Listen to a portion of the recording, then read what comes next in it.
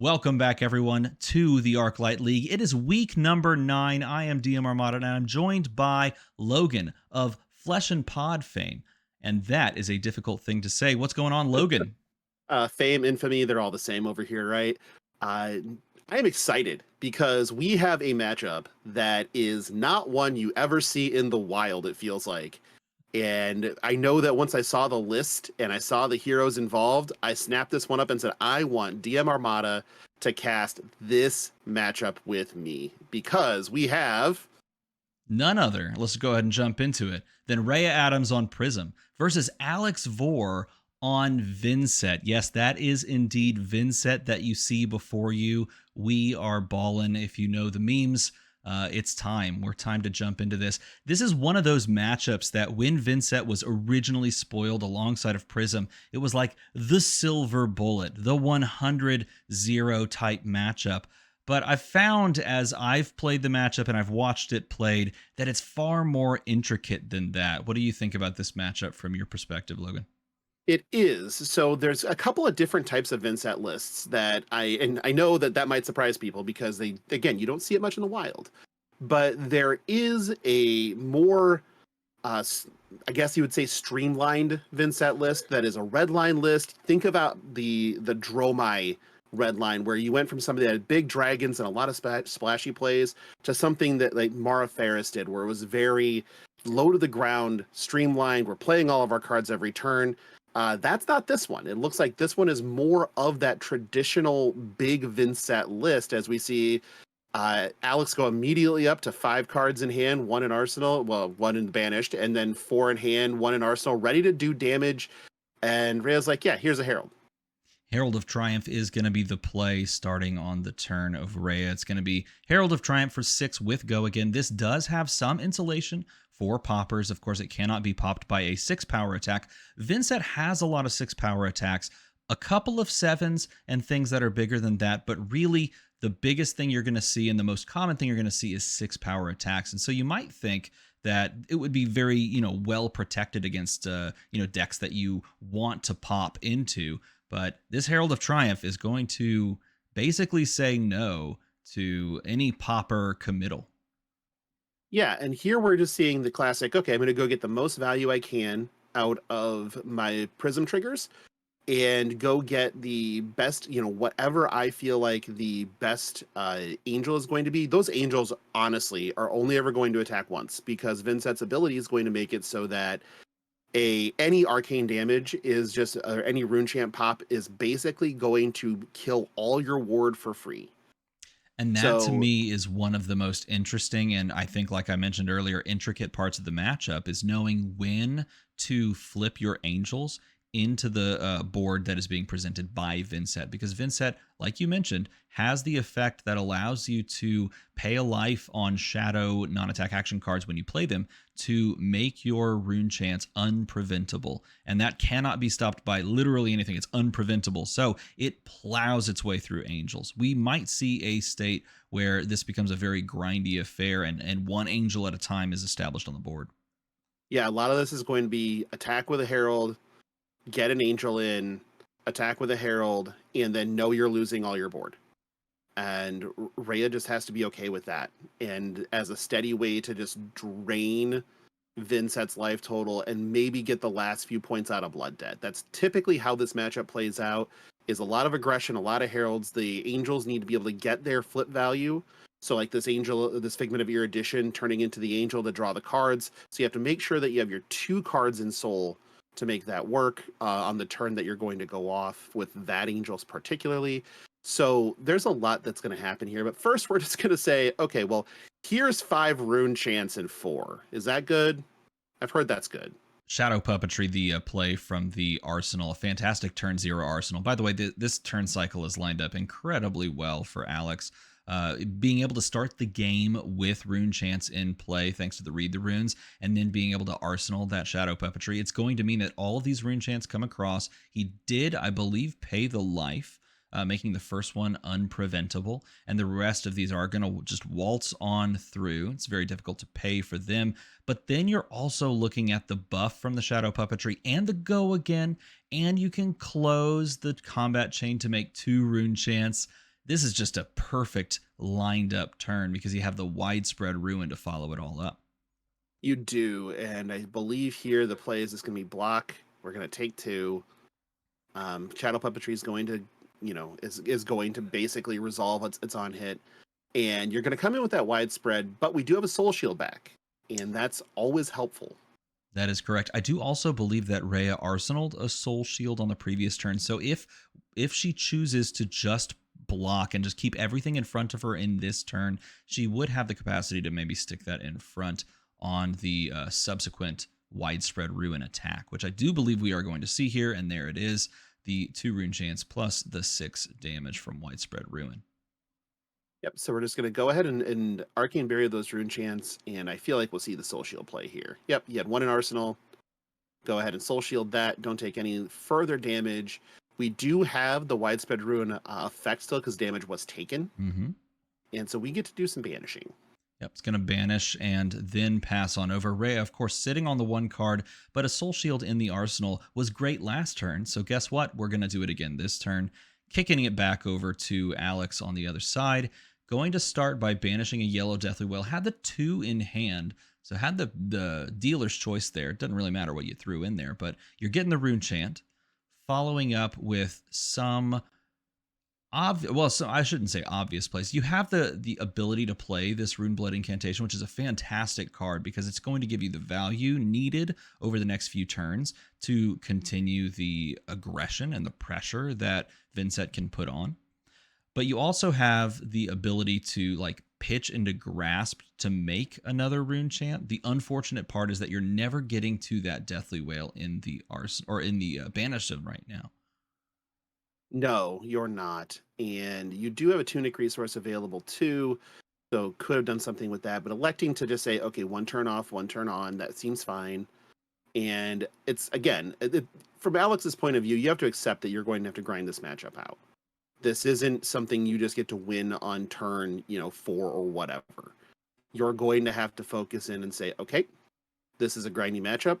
Let's treat it as such. And we're just going to start building some rune chants and building up enough of a board. We got the Mauvrion Skies that's in the arsenal now. So we're going to be able to give go again to our first attack and keep going from there. Wartune Herald, a solid 1 for 5 blue, does have Phantasm. Can be popped on this turn, notably, which is very important to see. Going to lead off with that. Yeah. Revealed a Figment. So not sure. It looks like Rhea actually might have put that into her soul, as there are now 3 cards sitting down there. I believe it was only 2 before.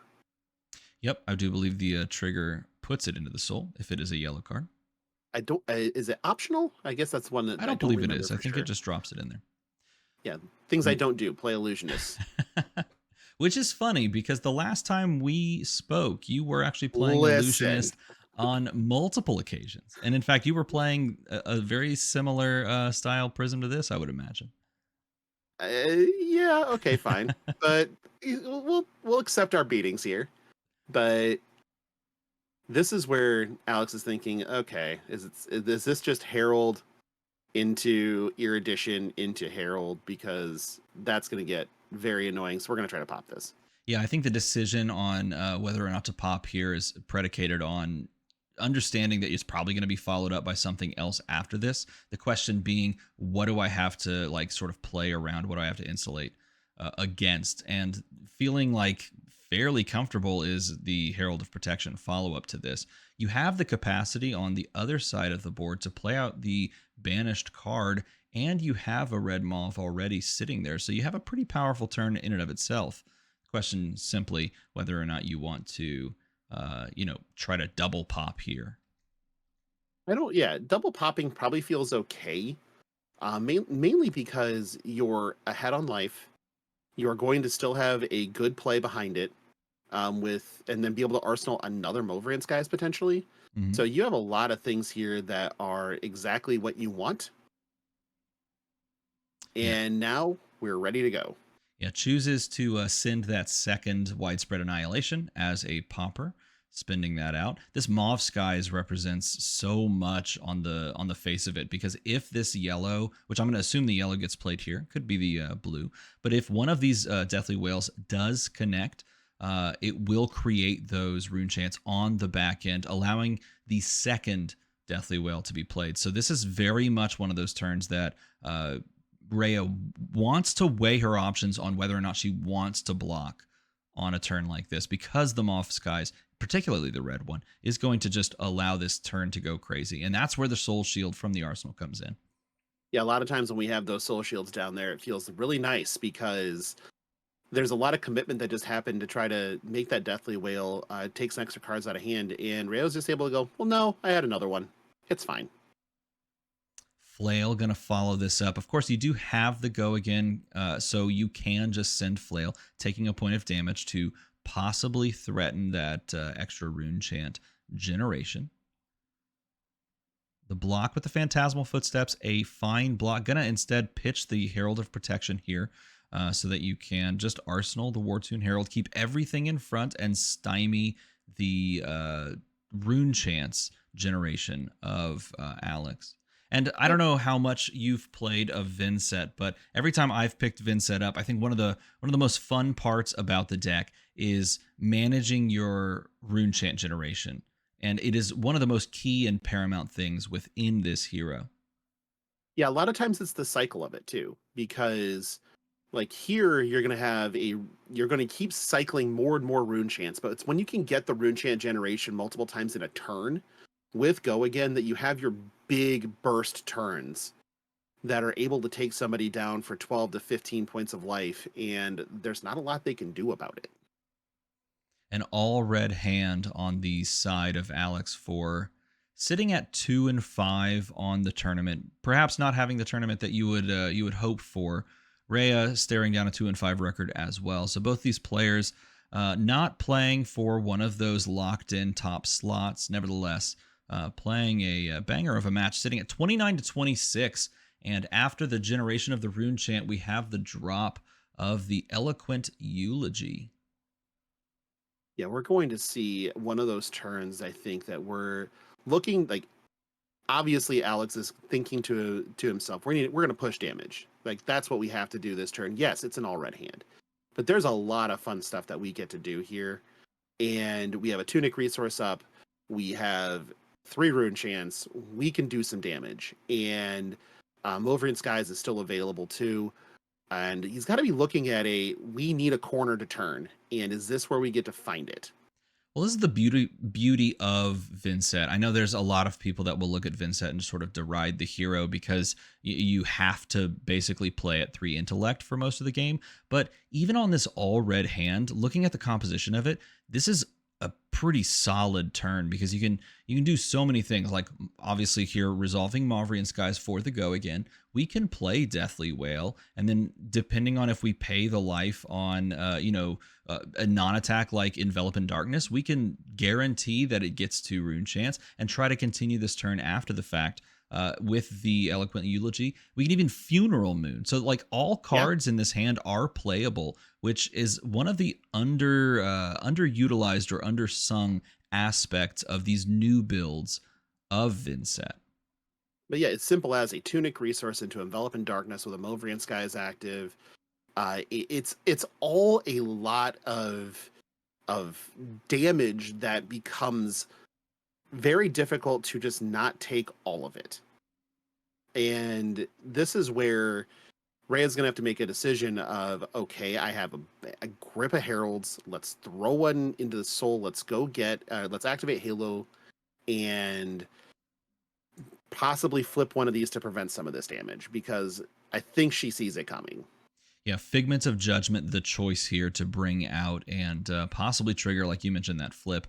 I don't know, the timing on the flip is really when you want to decide. That's the trickiest part, because obviously you don't want to time the flip to be like right now, because if they have a shadow non-attack, then it's just going to fizzle to the first rune chant. So when to time that flip is the most important part, but having the capacity to do so and having that Figment of Judgment, basically minusing attacks here to curb some of this possible damage, is the really key point.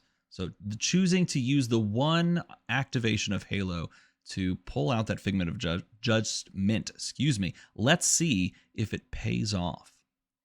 I feel like it's going to do a good job of absorbing some damage here, which is exactly what Rhea needs to stay in the game. And you can see Rhea shook her head. She knew, or she expected there to be an activation of a shadow non-attack here. And it's going to be that Eloquent Eulogy. The first rune chant here, because the life was paid, I do believe. The first I rune don't chant think so. here. Oh, no, no pay here. So No just pay. understanding that the damage is most likely going to be done already. Eloquent Eulogy is going to be doing its thing. So no need to pay, and instead just send the rune chants on over. And as you can see, we are resolving each of those rune chants, and the damage is being done. Yeah, this is just 7 go again is good enough, right? And there's the flip. That will soak the brunt of the damage, as you can see the block there, plus the angel for 4. Not choosing to flip the Figment of Judgment, instead flipping the other Figment. Erudition is going to basically eat the rest of that damage. That's an interesting play there. I would think that and maybe it's because of the presence of the Balance of Justice in Alex's inventory there, because giving them a bigger hand on your turns when you're flipping an Erudition and drawing the cards might actually feel counterproductive. We have the swing with the flail, and I was going to ask, will we see the Funeral Moon resolution? I'm going to say yes, and turns out, yep, that is the case. The Eloquent Eulogy is going to make an Eloquence token, so well set up for the next turn. The incantation is going to create a rune chant. You're going to banish something from your hand, create a rune chant as well. You're going to have 3 rune chants to be able to play around with some Deathly Wails. And there's a Revel in Blood too. Yeah, and a Revel is drawn into, along with this uncomfortable sink here. Not necessarily something that you would want to see at this moment. But let's see how the turn ends up going here. Yeah, this sink below is not what you want, but this Revel in Rune Blood pretty much is. Yeah, blue Deathly Wail. It does have the capacity to gain go again with Mauve Skies. You have a Revel in Rune Blood, like you mentioned, in the hand, waiting for you to play a non-attack and an attack action card. And you do have, I believe, another Mulverian Skies was actually arsenaled as well. So we have a lot of options here, and this might take a minute for Alex to have a nice long think over what can be done with this hand of cards. Yeah, keep in mind that Eloquence token is going to grant go again to a non-attack action played, but the only non-attack actions that you can play here already have go again, so you're not benefiting too much there. Nevertheless, it's not ideal. Yeah, it's just going to be the play of the Mauve Skies and the Deathly Wail. Everything's sort of face up here, but the Revel in Runeblood is the true trick here that could happen after the play of the Deathly Wail.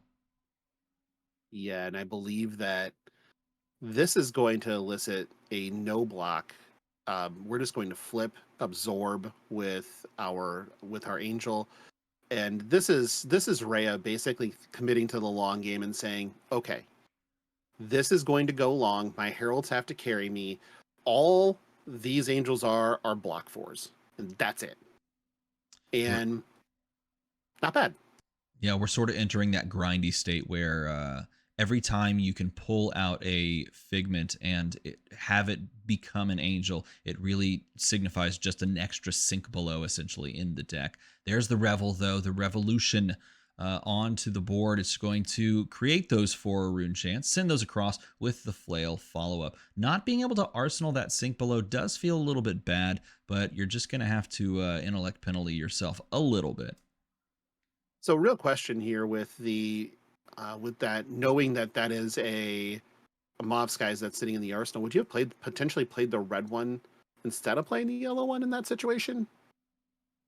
Is it a red sitting in the arsenal? You could consider, certainly look at that as a possibility. With a more powerful hand, you might want to just try to hold on to the red, feel okay with the sink below, but then unfortunately drawing into the just absolute pain of double sink below.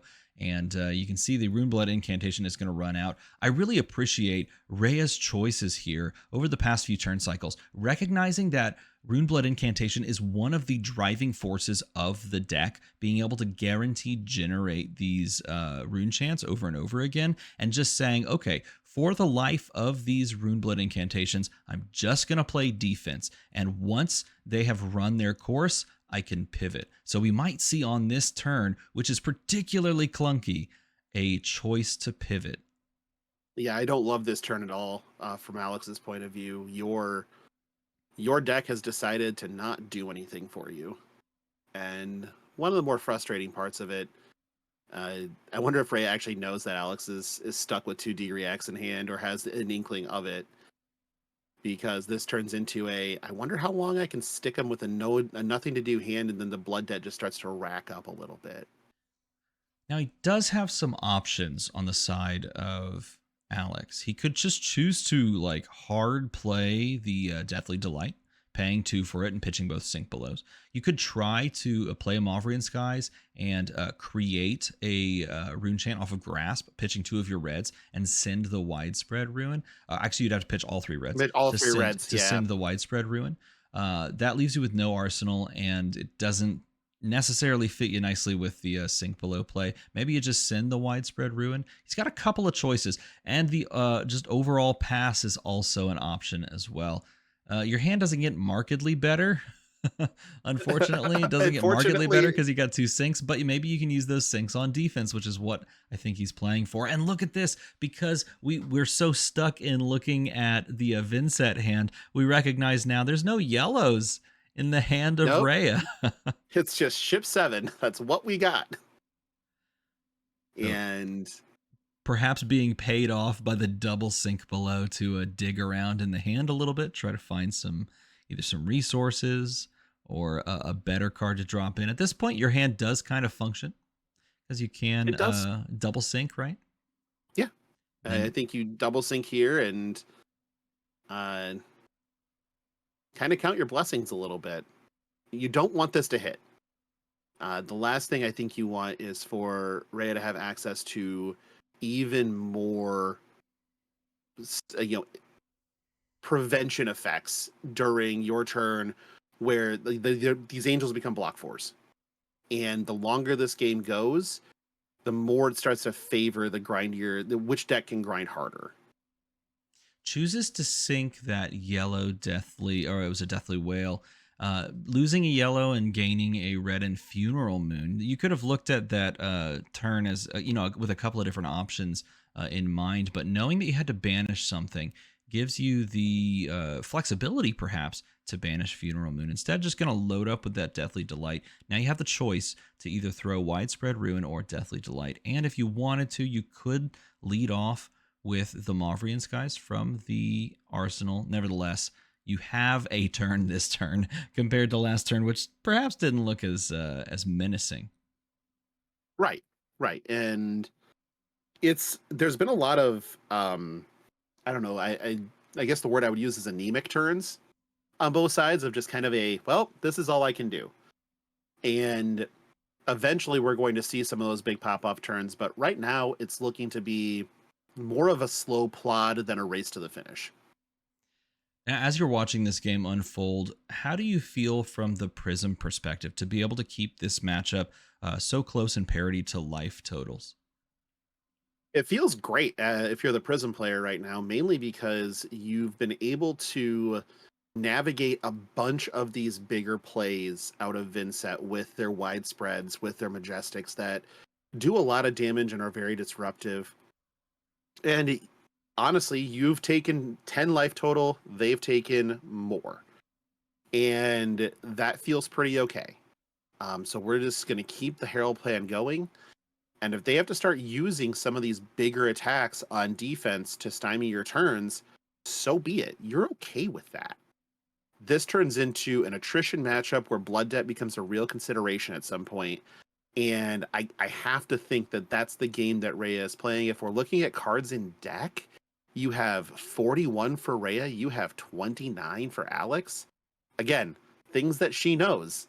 Absolutely, that we can grind this deck down to just the studs and then finish this game either through fatigue or through some better work. And we're going to just take that path. Wartune Herald going to come across after the Herald of Triumph, which was casually blocked out with a card from hand and all the equipment that you really want to commit to blocking. This is a red war tune, so this is going to push a breakpoint as well. And Alex has just run into a buzzsaw of red cards at the top of his deck. Red after red after red. This 2-turn cycle is basically full of just red cards. And it makes, even though you have the ability to play these cards for free with RuneGate from the Banish Zone, it makes the second one much more difficult to actually weave together because you have to generate those rune chants again. Now, this could be a turn where you actually get the capacity to send both, and particularly because we can play this Mauve Skies, we have the Go Again. You also have the Revel in Runeblood, which is going to create those rune chants after the fact. So finally able to find a line with the red cards presented, including with all the blocking that he did. Yeah, it's all about finding a corner. And it feels like that's, Alex is like, okay, I'm very conscious of the game situation, and it's time to find a corner and figure out what we can do to make this game go shorter, because the long game is not in Alex's favor right now. Rune chants being resolved, coming across. It's so many of them. Well, that's only 3, I guess. I think the first... If this were Visceray, it'd be like 48. Yeah, the first one was actually already dealt with. The Light of Soul coming up clutch, again dropping a card in and allowing the Figment of Triumph now to come out. What's it like to hit on your Light of Souls? I need to ask. I'm going to have to figure out. There's like something you pray to? Is that Just get good. I guess it's a get good thing. Yep. The Figment of Triumph is going to come out. It's going to give the -1 across the board here. And -1ing on the 2 attacks here is feeling pretty good, giving you that 2 value, but it also gives you the ability to flip at any moment. It's going to drop this down from 6 to 5, making this block total and complete. A pretty good block. You're gonna like this block. Figment of Judgment earlier, I think we mentioned it giving a -1 effect. That's the one that flips over a card in the Banish Zone. Yes. Coming in clutch there, but this is a fine timing for the use of the -1. Absolutely. Particularly when the Revel is actually revealed, and you can see that this turn is going to continue regardless of that full block on that turn, on that first attack. Depends on what was flipped down, but we're going to Creepers. Revel in Blood. Activating the Creepers, which means that you can now do the Revel play, gain the action point. That gives you the capacity to play Widespread Ruin and Deathly Delight. Now, technically, with these 4 rune chants, you'll be able to send either of these, but then you won't have the rune chants on the back end until you break the chain. And once you've done so, you'll gain at least 1. I don't believe Alex has taken damage on this turn. No one has taken damage on this turn as far as I know. Actually, Rhea did. Right. But on the rune chants, but I don't know how much that's going to matter right now, though. Well, if he took damage himself, then when he closes the chain, it would make 2, and thus being able to send the Deathly Delight to follow this turn up. So giving you those 2 action points and then using it here at the Deathly Delight at the final point. But I don't recall if he actually took damage. Nevertheless, that is going to close. No, it looks like he only has the 1 rune chain. Oh, I think he thought he was going to create one for himself, but he forgot that he did not take damage on this turn. That could change things. Now, Spellbound Creepers, of course, is going to stick around. He did deal arcane damage on the turn. One of these rune chants did sneak through, but now those creepers are on a clock here. And if you don't get the rune chant damage across or arcane damage across, well, you're going to be losing those. So we might see those thrown in as a block here, depending on what we draw up over the next few turns. Yeah, I wonder if he might have thought he was able to pay on Revel, and then just kind of had that forget because Revel's not a shadow Runeblade action. So you don't have the option to pay the life on it, if I'm not mistaken. That is correct. It's not a shadow non-attack, so you can't pay for it. Nevertheless, you can send Flail here. Flail doesn't have Go again. Flail's going to actually go into the Pierce Reality, which is a fine way to clean up the aura and salvage that Spellbound Creeper's choice there. Drawing up and finding a couple of cards that you might want to see in a different order. Nevertheless, Read the Runes is in the hand and could be a single card play that you might be happy with after you drop something like Widespread into the Banish Zone. This is that instance where Alex is going to be really happy that Sink Below exists when Rhea sends this Herald of Erudition. Yeah, I think that's the real question of whether or not he's going to choose to hang on to it for another turn cycle. I feel like it might. Here it's going to be Banish the Widespread, right? And then play the Read. And yeah, not much else. Choosing to drop in that Funeral Moon as an option as well. And this could just be the play the Read the Runes, take some damage, and then Arsenal the Sink Below, giving you that capacity to hold on to it, like you mentioned. Right. Now the ball is in the court of Rhea. Like you mentioned, holding on to a Herald of Erudition, which does have Dominate, does have a popper in hand, is the Widespread, which is a good reason to hold on to it as well, as having that as a guaranteed popper, as long as you're not staring down a Herald of Triumph, feels quite good. Yeah, you've kind of put Rhea in a position right now where maybe you keep some of your poppers back because Rhea's at 13.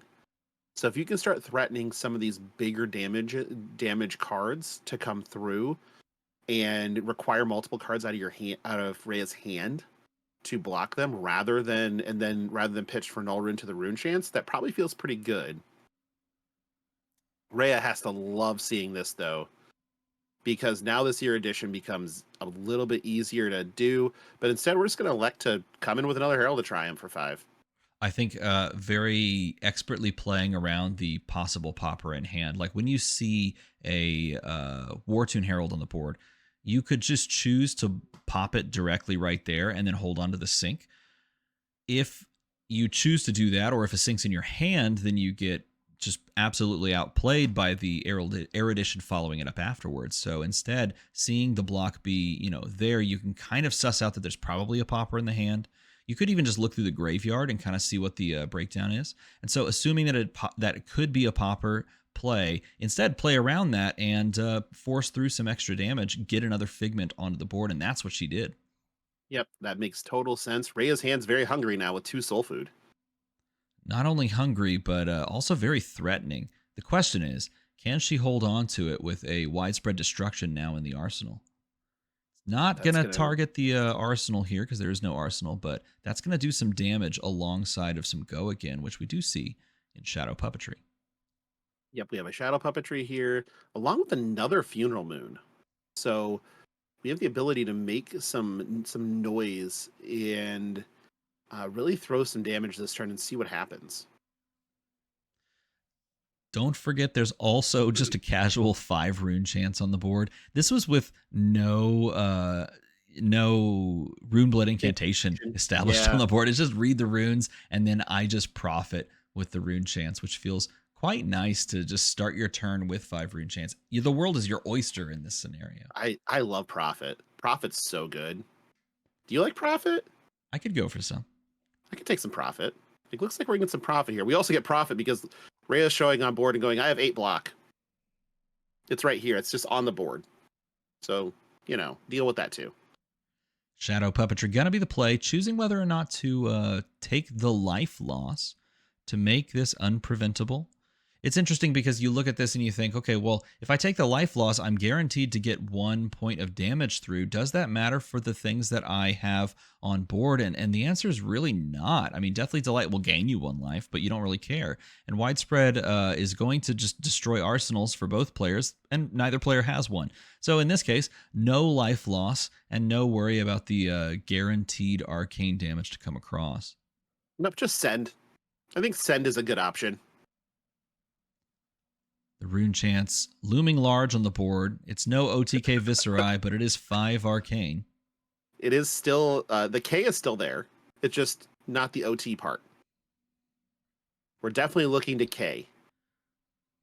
Three with Choosing the to blue in hand. pitch. Look at this, choosing to pitch through it. I was wondering if she was weighing her options as to whether or not these cards are better as blockers or better as pitch fodder, and choosing to just pitch this out, still having to stare down the awkward break point thanks to the +1 from the shadow puppetry. This has the go again, and just going to be banishing from the prism to do the flip. And then block 3, eat it all up. Mm-hmm. This is a nice back and forth because even if this doesn't connect, then you have the ability from Alex's perspective to just slam down another read the runes. Just read the runes and call it good. It's fine. No one's worried over here.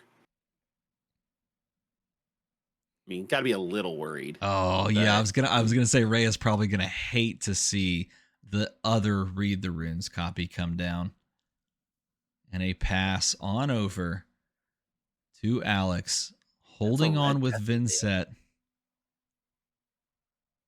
I really like that red Deathly Whale sitting there for Alex too. He's got the 3 rune chance on the board. He'll make one more with choosing here.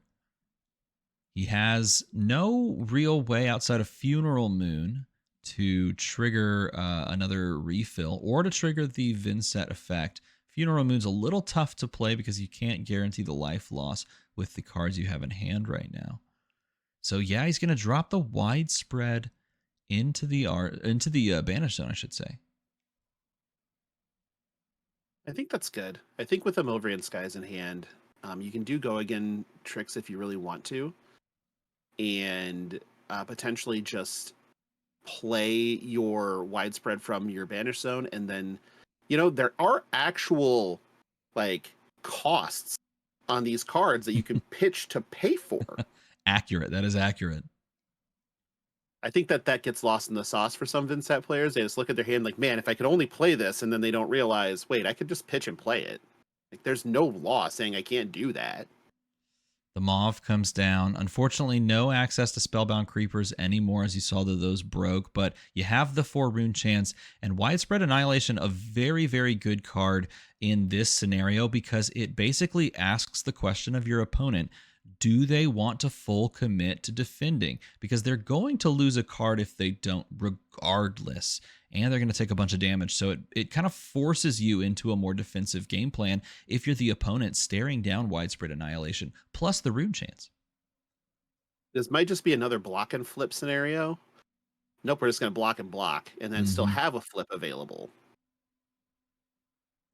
Yeah, blocking there, meaning that the Mauve Skies effect doesn't go through. Widespread, if this attack is followed up with anything whatsoever that can't be blocked by a single block on equipment, this will trigger the effect. Knowing that, you might as well just chuck everything in front of it because you don't want to lose a card for nothing. So you get the block value out of it, and Deathly Delight is going to come across for 5. Yeah, this is where Rhea's going to think, okay, is this 1 health? I mean, do I take 1 or do I take 5? And I would argue that taking 1 feels probably better, but these are those turning points, those pivotal spots in a match where better decision makers than I will find the right lines. But this is definitely, this is what I thought. We'll just go ahead and take 1 and call it good. That's okay, and we'll just draw and pass knowing that there's still blood debt to be had, and Alex is down into the teens for cards in deck. Yeah, this Funeral Moon here is well timed. It is going to create a rune chant to allow for a follow-up play with one of the 2s that you could either be drawing into or you have already established. You have 1 card left in the banish zone that has blood debt, and 28 cards on the side of Rhea is not exactly the healthiest as far as deck count is going, but gotta 15. Gotta survive 15 cards is kind of at this point almost the name of the game for Rhea. You have the capacity to send 12 damage. You have very strong attacks. This is the 3rd time you've seen Light of Soul drawn into your hand. But you have shuffled since the last time you saw it, so you know that there's no pitch stack here. That is correct. And we see, I think this might be the 1 copy of Shadow Averser. This is the first Yep. time we've seen it. This is an old school card you saw back in Monarch with Chain always lurking around. One of the backbones of that deck, Mm, honestly. agreed. Definitely delight the choice here on the banish. Makes total sense. And We the finally see another Runeblade incantation. It's been yeah, a minute. this is the last one. The final one on the deck is being played out there, and I think Rhea is just going, okay, if you would just draw your bad cards, that would be great, especially on this turn where I have a Light of Soul in hand that doesn't block for anything, and a couple of cards that block for only 2. Deathly Delight's going to come across with the Rune Chance. Pretty sure this Light of Soul's getting pitched. Yep, here we go. Not a yellow card on top.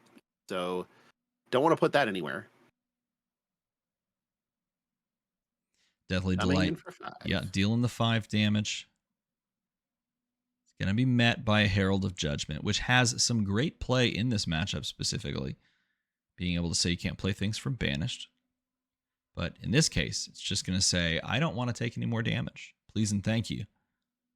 Yep, I just have to live through, 16 cards right now, effectively.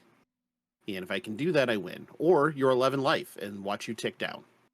From this point, knowing creepers are off the board, I think the number one thing I would be doing if I'm sitting in the Prism seat is counting how many Mauve Skies and Shadow Puppetries have been played. At this point, knowing that number kind of tells you how big and how, like pop off a turn you might expect from the last, 16 cards in 16. circulation. Yeah, you also want to make sure you're counting how many of the widespreads are still left as well. And specifically the red deathly whales, because those are the ones that are just big and nasty. Looks like there's one more Rune Blood incantation lurking around. Must have been pitched earlier. There's the final copy. Yep. Unless we see the most spicy of all random copy of Remembrance over on the side of Vincent. This is going to be the last Rune Blood incantation. Runeblood Incantation is just a card that feels so tailor-made for this hero. And it was around long before Vincent, but it always feels nice when you get a hero that really interacts with the count of rune chants to the degree that Vincent does. And it makes a card that kind of was, undersung a bit into something that really works later on in life. And that's one of the beauties of Flesh and Blood, is with the way that heroes are developed. Cards that you may have slept on, for a year or more, just turn into all-stars eventually. Choice here, whether or not you want to establish that Runeblood incantation onto the board, whether or not you want to play Envelop in Darkness with the possible trigger of the Vincent effect. He is going to pitch the yellow.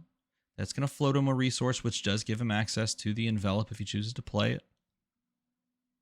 Also gives him the Vincent trigger, which of course would force 1 extra damage through. And sometimes when you play as Vincent, you get to this point where you're actually just okay to pay that life to force your opponent down that life total as well, and lower both of your life totals to really push this terrifying end game where they have to stop all of your damage, arcane and physical. Yeah, and that's the point that Alex has to be at right now, mainly because cards in deck are becoming a premium, and you're losing 1 to your Banish Zone every turn no matter what.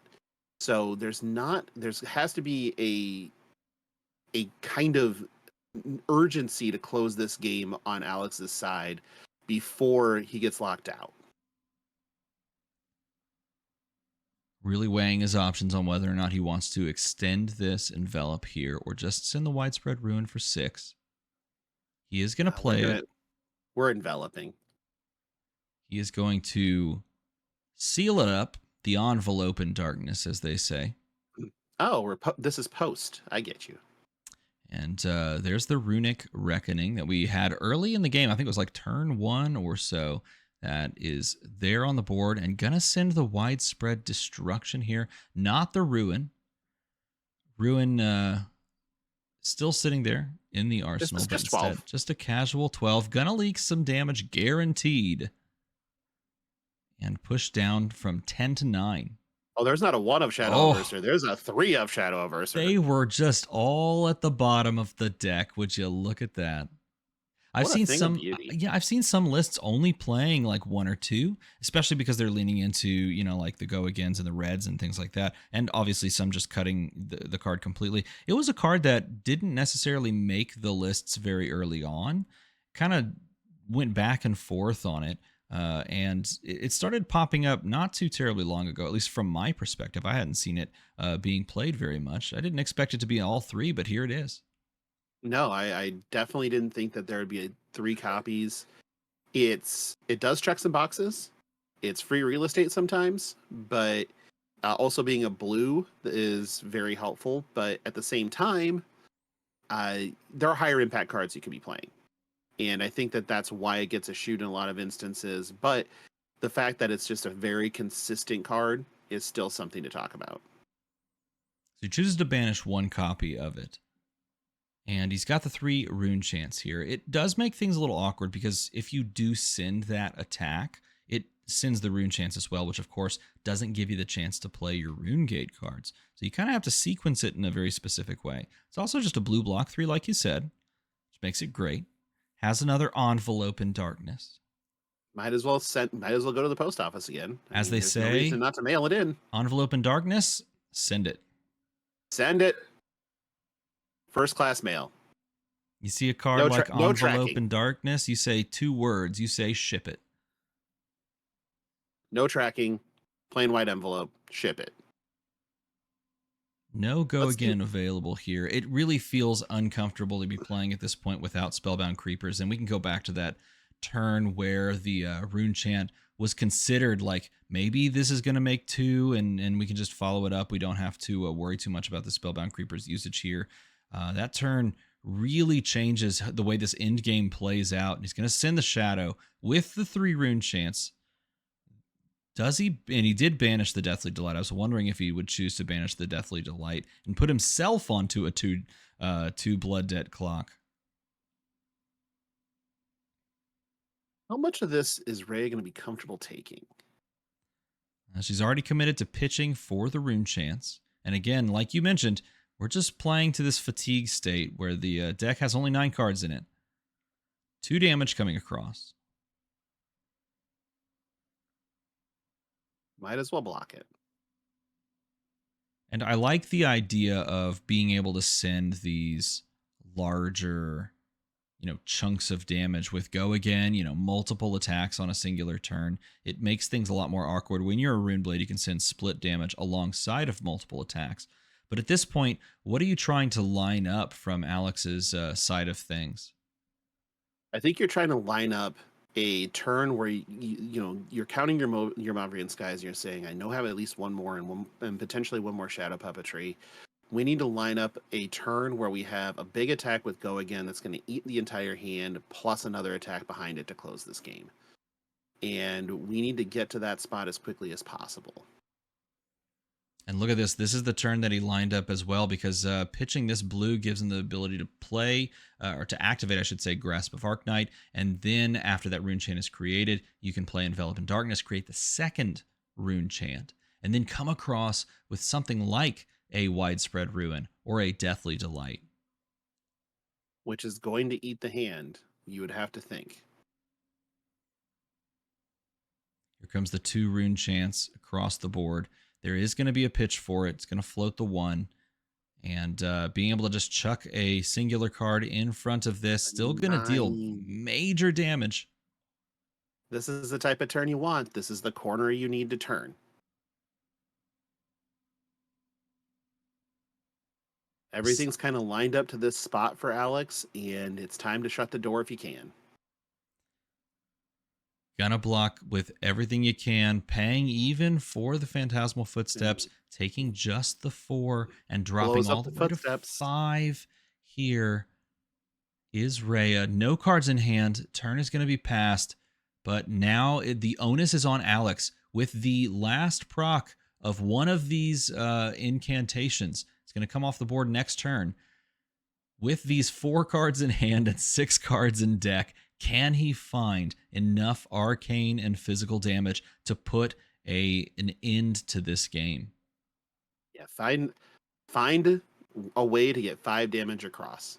That is really the entire That is the entire goal right now, is just everything has to be focused around how do I get 5 damage across, not how do I defend, not how do I not die to attacks on the other side. This is about how to win the game, not how not to lose the game.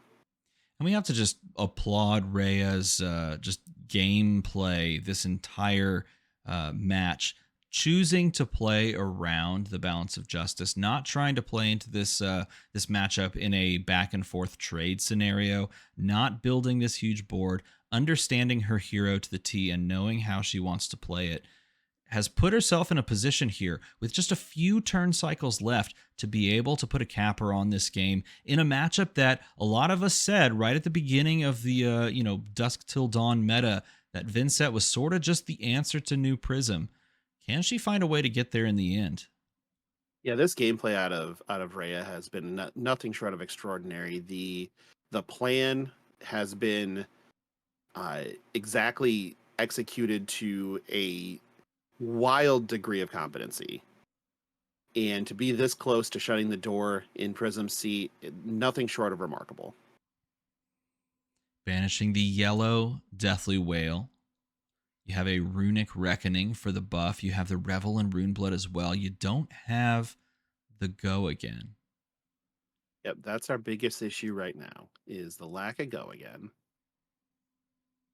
That's the real question mark on a turn like this, is how do you best manage the cards that you know you have left in deck and the cards that you have left in hand over the next turn +1. And that's really all you have left to try and close this out with. You can leverage your life total a little bit, but you're going to take some blood debt, and your opponent's going to swing something back at you fairly soon. We're going to have a Reckoning. The Reckoning is played like you said. That's going to give that buff.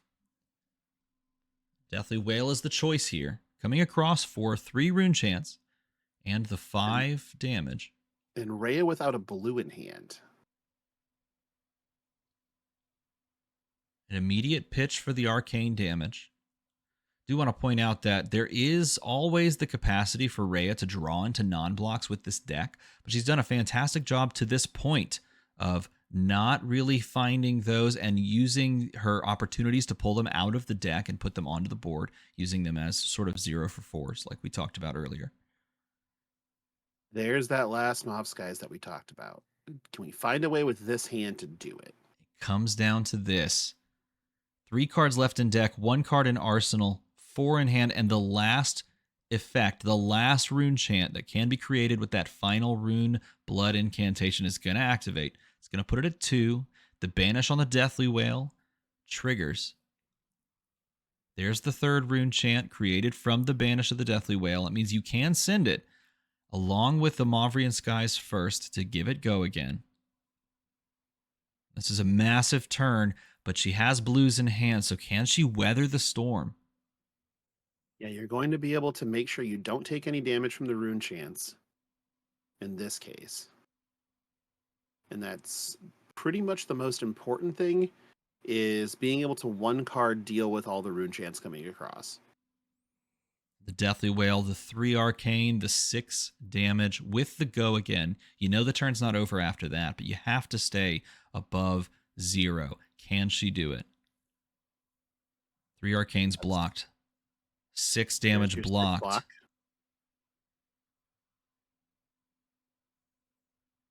He's drawing it up with the pitch of the grasp of the ArcKnight. Let's get that extra rune chant in there. And the Revel. And then the Revel. And I think Rhea knows that Revel is going to seal her fate. Enough. Those rune chants are going to walk across. She's going to pitch for those. The Deathly Delight, though, is going to come unimpeded onto the board. And with basically the last possible turn, Rhea falls and the shadow consumes her as Alex picks up the win on Vincent. What a crazy game, man. That was so back and forth. That was a super cool finish. I was, you look at that matchup and you think, as you said before, this is a walk for Vincent. This is what that hero is designed for. This is going to be a massacre. And here's Rhea going, okay, I have a plan. I'm going to negate your headpiece. I am going to make it so that your hero ability isn't going to just wipe a board. I am not going to play the game of trading damage because I don't think I can win it. And instead, I'm going to try to grind you to dust and almost got there. Yeah, almost got there. She stared into the darkness, didn't bat an eye, but unfortunately, right at the end, darkness consumed Prism, and Vincent reigns supreme. So it was a tough fought battle, but Alex picks up the win and punches another win onto the belt. Don't go too far, though, because we do have a couple more games from this week.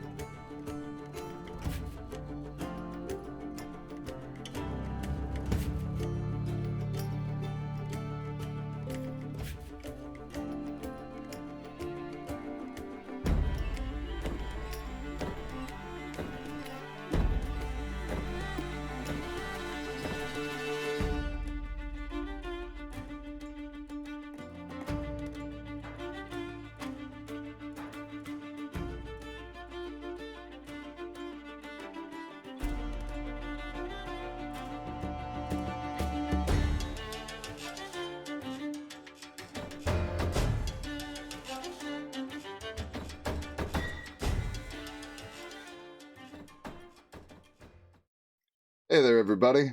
Welcome to Week 9 of the ArcLight League. I'm Willie B, and today I'll be commentating over a match between Easton and Nathan.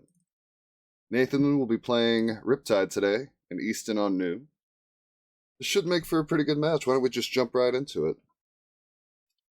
So we've got New in her very typical mystic/assassin attire, along with tunic.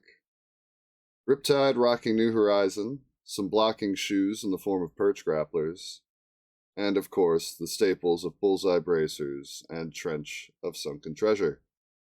Now, Trench is going to do a lot of heavy lifting in this matchup. I'm almost tempted to say that Riptide should in theory be favored here, but we'll just have to wait and see. Assassins love to react, while Riptides love to defense react and trap. So we'll just have to see if those traps are potent enough to stand in the way of what New is trying to do disruption and damage-wise. But turn 0 leaked a damage through and got a defense reaction into Arsenal. Can't ask for too much more out of New there. Didn't even get hit with a trap. Okay, so we see that Nathan is already... if we were wondering if he was going to fight against fatigue, well, now we know for sure. That remembrance is the writing on the wall that says, yeah, I'm going to say no fatigue as hard as I can. New, you're going to have to force it. Along with Quiver of Abyssal Depths, giving him another option to survive and add more gas to the tank if need be. Now, pitching that Rain Razors. Probably going to thinking about keeping some threat density in the deck. Putting that trap into Arsenal is not a bad thing at all. And just a drill shot for 5. Fairly annoying breakpoint, unless you have a sink below. Now he's overblocking by 2. So didn't get to get the full value out of that sink below. Nathan's going to go ahead and rip off the Band-Aid and play Remembrance right now. Grab 3 cards out of the graveyard, put them right back. Quality arrows that he put back. And now a wage gold. 3 for 7. Will he wager? Looks like no. That's probably smart. Riptide's probably okay with blocking if there's a gold on the line. But this is just a 3 for 7 that doesn't turn on Nathan's reactions, leaving Riptide, if he had a fistful of reactions, reducing them all to just regular 3 blocks. Now, we'll just see how Nathan responds to this.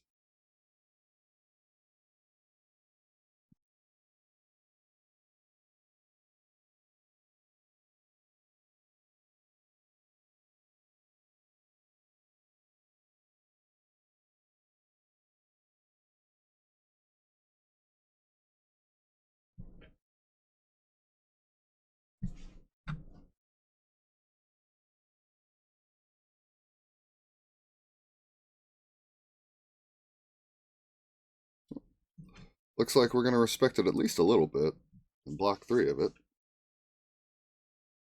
That's pretty typical, though. If you're a ranger and you have one too many arrows in a hand, you might as well turn it into block. A little bit more block out of that arsenal. No reason to use it for resources, because honestly, he's probably just going to go E-Strike into Codex here. That would make the most sense to me.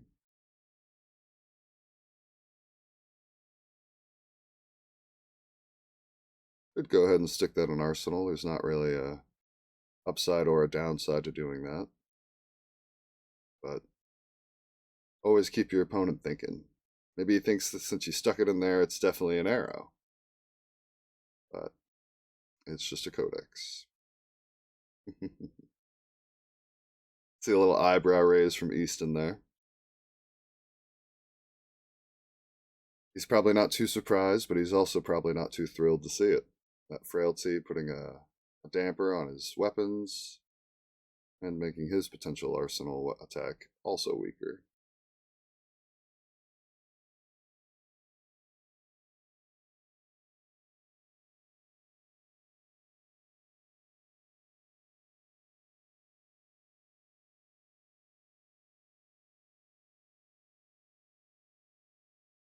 And we're going to block it. No reason to lose armor without actually getting to enjoy its effects. And Nathan getting a pretty sweet ponder target in the form of some of those defense reactions that have to be played out of arsenal. Well, it just landed itself there with little to no trouble at all. I suppose he has a slight reason to be worried here, because, like, why would he do this? Is it to perhaps, like, feign that he's got a Command and Conquer? I suppose the real reason he would do this is to make it so that you don't have to discard a card for the codex he's about to play out of arsenal. Generally speaking, I think a dagger for 0 can, just be said no blocks, unless maybe you're expecting a razor reflex, but if that's what is hiding in arsenal, it's not the worst thing, just taking 3 damage and nothing else. But they're talking about it, they're having a laugh. I guess he's trying to analyze what all it could be. I think it's pretty obviously Codex, just because why would you overpitch like this if you weren't trying to make it so you didn't have to lose one of your cards due to the Codex effect? But Nathan's going to have a good long think. He's going to think about all the possibilities. He said no blocks. And there it is. It is indeed a Codex. No reaction from Nathan, so he probably already knew it was coming. Oh, using that tunic, we're going to be seeing wage gold again. This time only for 6. Now, giving your opponent a frailty is good when they're a ranger. I just have to wonder, is Leave No Witnesses not a slightly better choice here? I guess you'd have to give it go again with the shoes, and then you play it again. It only comes in for 3 the second time. Yeah.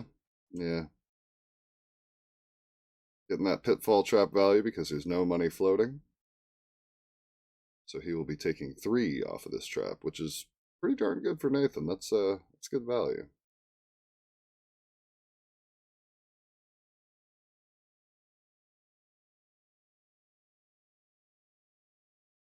The Ching collapsing trap.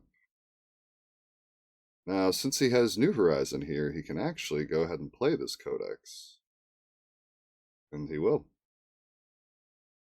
Take advantage of that second arsenal slot.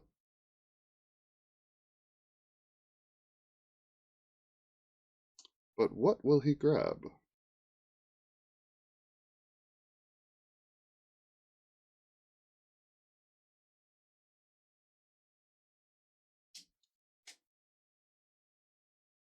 A searing shot for 3.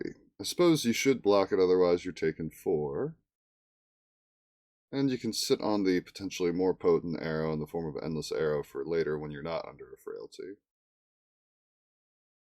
And I suppose 4 isn't even really a breakpoint into Assassin when they just absolutely love all their defense reactions. Oh wow. Stopping a 4 damage arrow with a 3 block defense reaction. That all you got, doing some good work right there.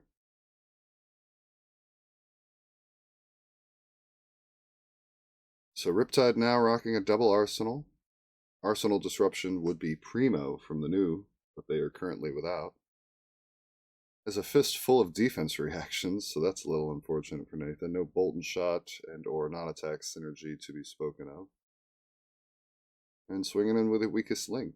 Currently, vanilla text, just a 2 for 6. I think this would only be turned on if he caught Nathan on a turn where he had a Remembrance or a Rain Razors, both of which can just be played out so you don't lose it if you're not willing to block the attack.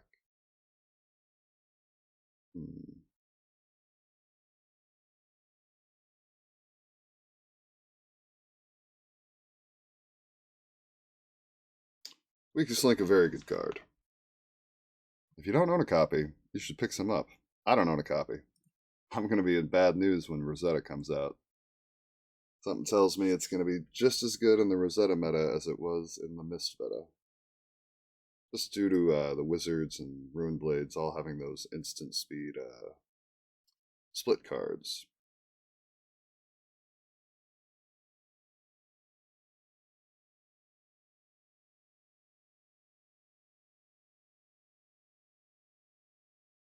Alright, we're going to cash in some defense reactions, neither of which will be turned on, so we won't get any Riptide damage value, but they will block for 6, and you don't have to worry about taking a hit. Didn't have anything to defend there aside from life total. Oh, we're going to give it again. Give it go again. Well, now that's interesting. Suppose he wants to take full advantage of his hand, not let any cards go to waste, and Prognosis does kind of demand a block. Persuasive has an on hit. It only comes in for 1, but if you let that 1 through, and he can pretend that he's got like a Shred. I think Shred is a 0 cost attack reaction here. Maybe just a Nick. Making Nathan think.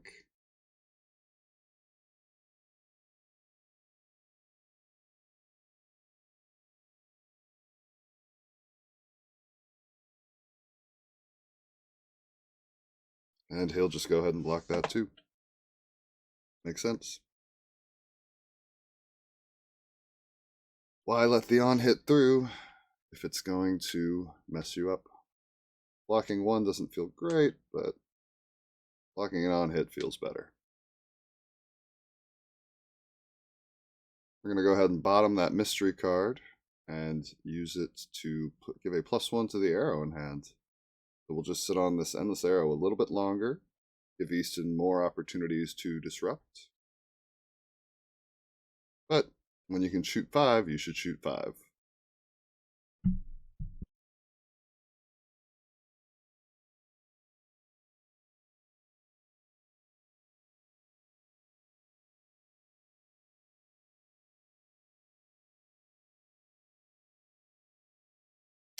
No real on hit, but it is 5 damage. Sync blow, yet again, not getting its full value. Well, I suppose that one blocked for all 4, but still managed to leak a little over the top thanks to the Dreadbore.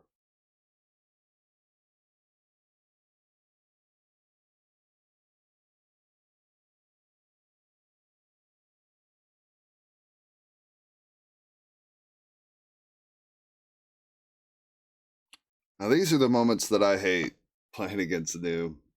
That Beckoning Mistblade, you never want to block it, but then when a Prognosis comes in for 2 go again, or a Surgical Extraction comes in for 5 go again, it's just not a great feeling. Oh, now, this is where I might be lulled into a false sense of security. I'm like, oh, Spider's Bite? Cool, he doesn't have anything. And then, bam. 5 go again with a gnarly on hit, and now you can't even block effectively. That Beckoning Mistblade, it's a very cool card.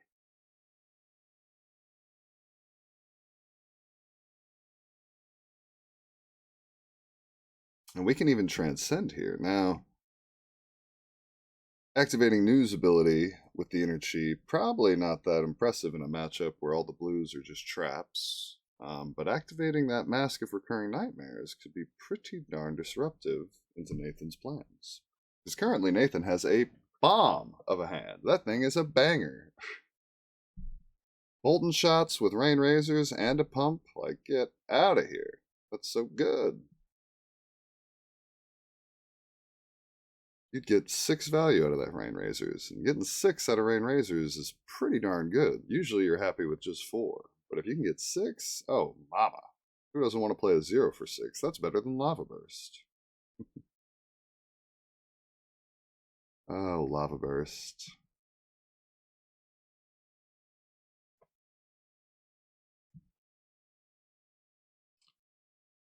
Alright, 5 go again with a pretty gnarly on hit.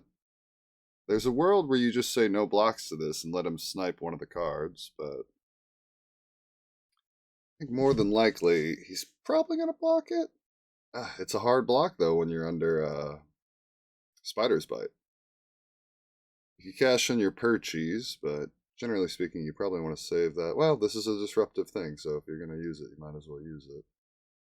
Unfortunate that he can't go like 1 arrow and the Perch Grapplers, but Spider's Bite said no to that plan.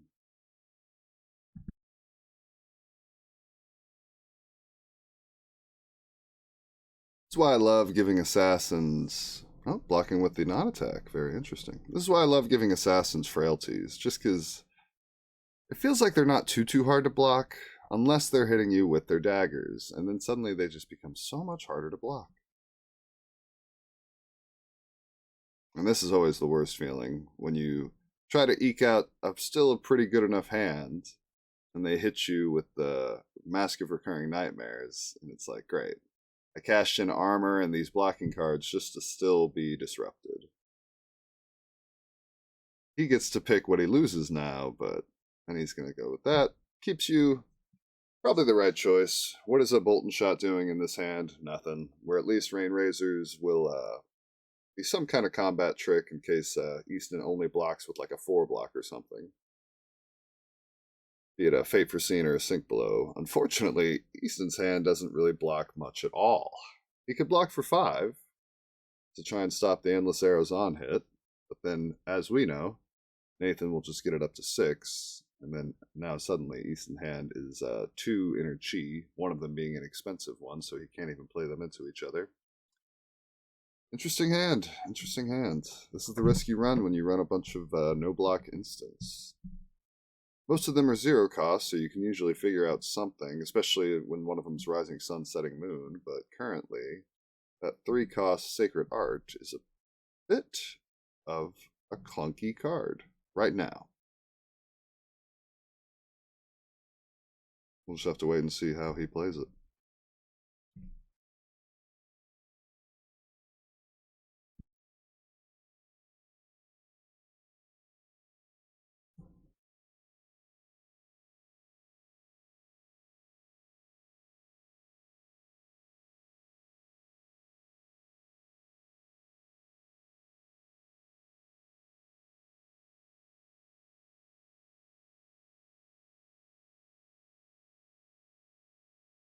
So we're down Perch Grapplers.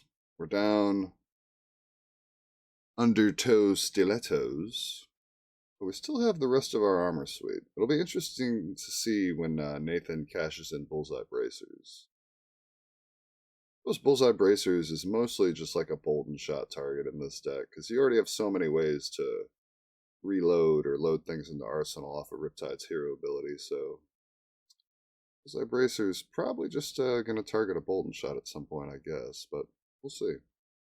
There could be perhaps a one-card hand where it's just like an endless arrow and you gotta fire something. Yeah. It's always curious to see when the Riptide blocks with New Horizon. Just because it's not like it was with Lexi. Lexi cared deeply about her New Horizon and only gave it up if it was going to save the match, basically, or save her life. Riptide, on the other hand, he doesn't much care about it. He'll block with it kind of willy-nilly.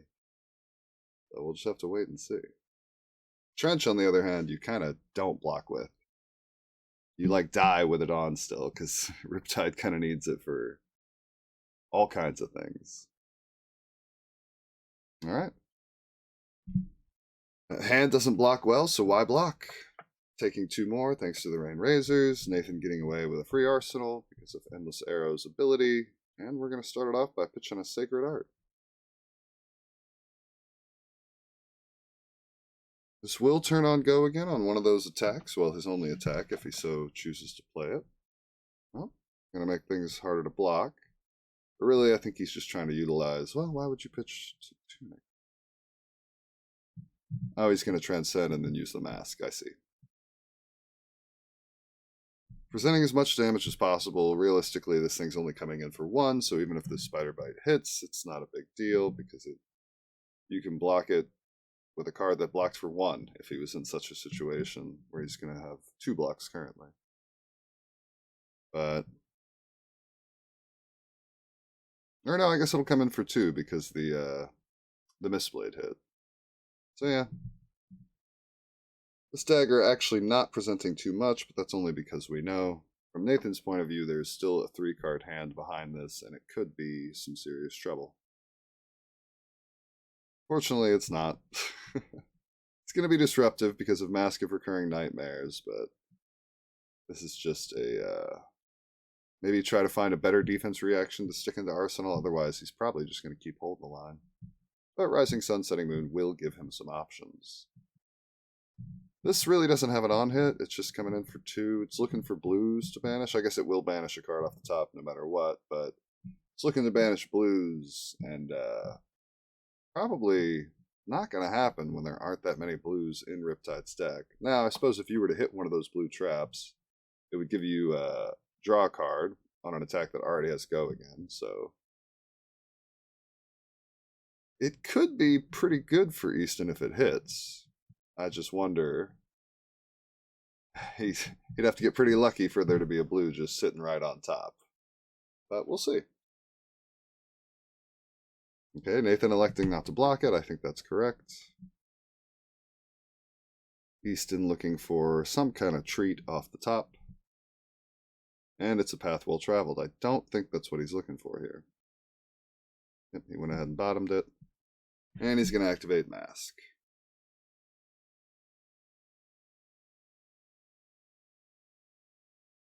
Now this would turn on any of Nathan's reactions that say attack reaction. I think Spike Pit Trap might even be one of those cards. We'll just have to wait and see if he's deciding to play it. I feel like Easton's a pretty good player. He's going to be smart around playing around attack reactions, like turning on Nathan's stuff. But this is a situation where you kind of have to play this. You gotta take a disruption where you can get it. But it might come back to bite him just a little bit. Nathan banishing an E-Strike and playing that Pitfall Trap. Yep, he is going to cash in that value now.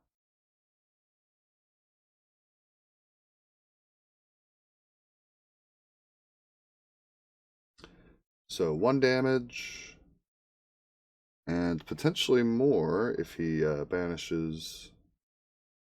a Bonds of Agony off the top. Or put it in the graveyard, rather.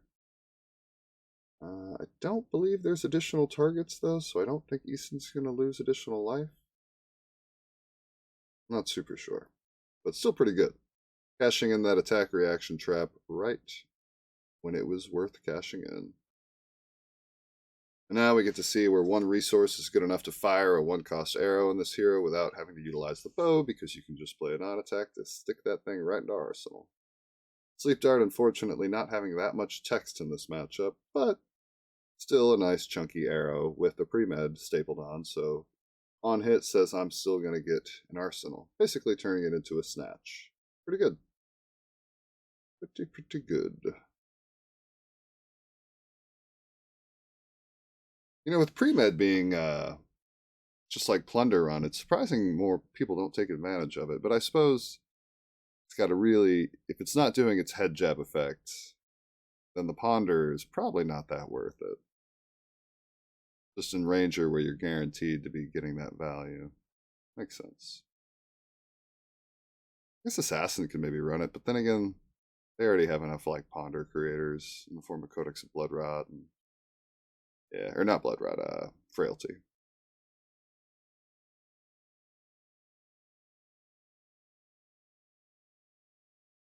Alright, Dreadbore getting utilized. Oh, we have the Dreadful all non-attack hand and 1 trap. That's unfortunate. The Ranger hand right when you have a little bit of tempo. That might let Easton right back into this match. He's also sitting on some pretty decent disruption with a Leave No Witnesses, a Hiss to go over the top with. Now, I think he still has that Hold the Line in his arsenal. I'm not positive. But if so, then unfortunately his arsenal is just all defense. But as is Nathan's, it's a trap. Now, he should be able to get his trap value here, I would imagine. I think that was an inertia trap, which could be good in case Easton is still sitting on a Hold the Line on ours. So I'm not positive if he is or not. If he is, then that inertia could be pretty annoying for him.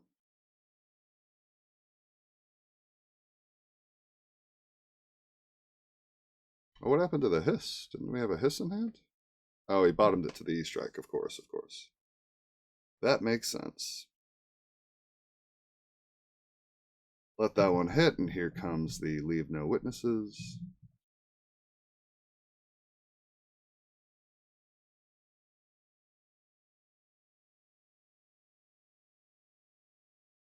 Now, he doesn't actually have to care about this hitting aside from banishing a card off the top of his deck, because he does just have a D-React in Arsenal. He can go ahead and just play it out and take 1 and not be too mad about it.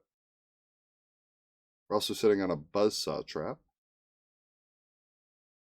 Probably would like to save that for something that gets buffed up by just a Nick or something. Go ahead and try and steal all that value.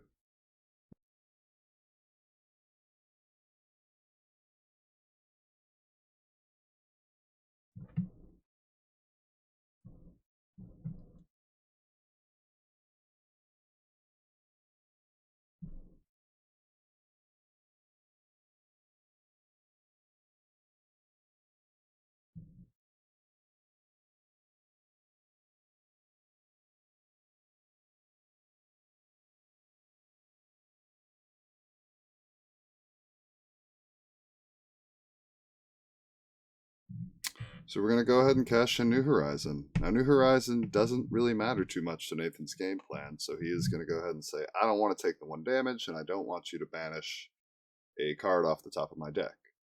So he's going to go ahead and just cash in that blocking value, although he'll be overblocking by 1. Not the worst spot to be in. I suppose that played around a rousing wave, actually, so yeah. Good old-fashioned Remorseless for 9. If Easton is still sitting on a defense reaction in Arsenal, then this is pretty annoying, because he can't currently play it.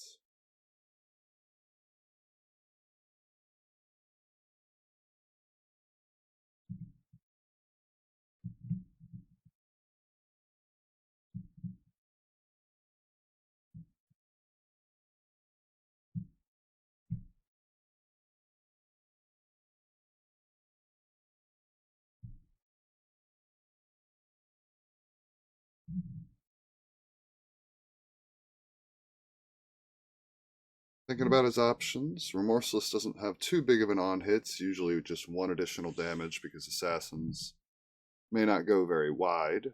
Oh, look at that. We are going to block with everything. Except for Command and Conquer. Are we going to Tunic, pitching CNC for Dagger? Oof. Tunic counter plus a card, equating to 1 damage. I suppose there could be a follow-up in Arsenal, but Nathan may have just sniffed out that D-React since Remorseless didn't do, or since it demanded so much out of Easton. Now, the hand was all red, so perhaps he would have been willing to block, even if it hadn't been that scenario, but I think Nathan's got to be happy with taking most of the tempo and looking at this, staring down a Spider's Bite while pitching a CNC. Can't be too mad at that. Yeah, if there is still a defense reaction in Arsenal, maybe I missed it and got played and replaced with something better, but I think that's still just a hold the line, I think. Have to wait and see.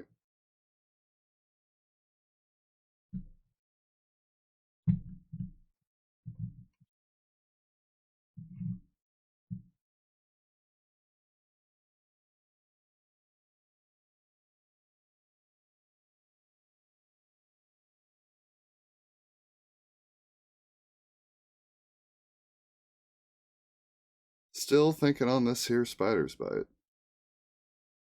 Finally said no blocks. Very good. And end turn.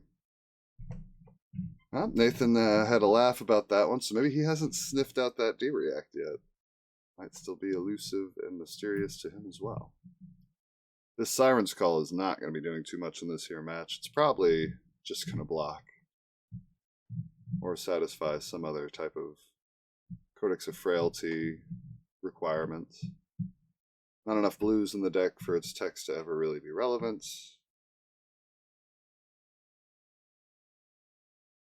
Activate that trench, activate the Dread Boar, and I suppose, yeah, we're going to send a Bolton Shot for 5 or 8, and then follow it up with an Endless Arrow for 7. Go ahead and get that Premeditate on hit spread between 2 different arrows, and both of which are pretty annoying breakpoints, you know. Can't block it with 2 cards, got to give it at least 3 unless you have 2 0-for-4s. Might finally see that Hold the Line come out so as to stop this on hit. If it is indeed a hold. Ah, it was a Sink Below, even better than a Hold the Line. Alrighty then. 1 card, piece of armor, and a Sink Below. Not too shabby. Unfortunately, there is going to be a follow-up that will probably be even more annoying for Easton since it has 3 on hits in the form of the Ponder, the Blood Rot, and the Returning to Hand. I suppose Returning to Hand is less valuable with Ponder going along with it. But nothing wrong with getting options.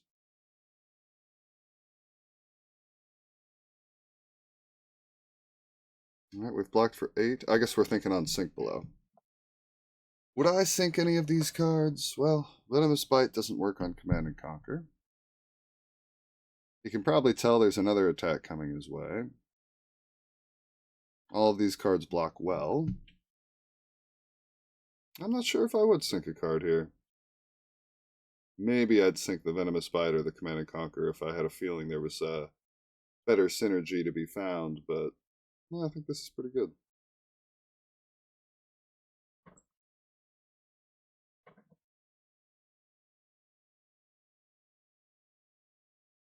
Now this one would be tempting to block. Keep him off of an arsenal. Stop the Blood Rots. But then it makes your Command and Conquer a lot less potent. And then what are you doing on your turn? But if you can deny him an arsenal, maybe he'll draw another all non-attack hand or an all trap hand or something.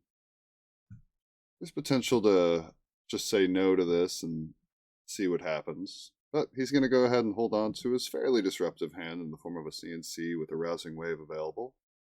He'll have to eat a big chunk of damage. Give some choices to Nathan. Now, he did not draw one of those hands I was talking about. It's actually a pretty decent hand. Block's pretty good, too.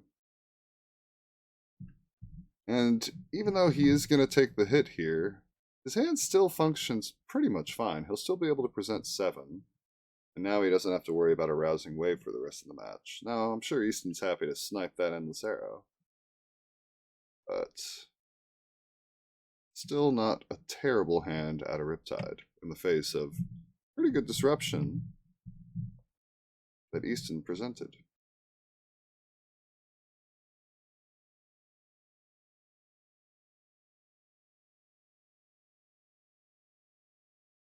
Good old 7. The 7 that says you can't keep an arsenal either. Keep all those reactions and or defense reactions out of New's hands. For at least a turn. So you don't want them to set up something gnarly in Arsenal, and you don't want them to set up extra defense in Arsenal either. Especially when Dreadbore says no defense reactions from hand. So they'll actually be turned off completely if he can't land them in Ars.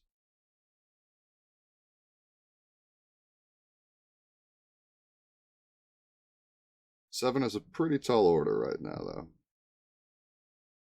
You'd have to give up Tunic or a whole extra card. We're just going to block with Hiss.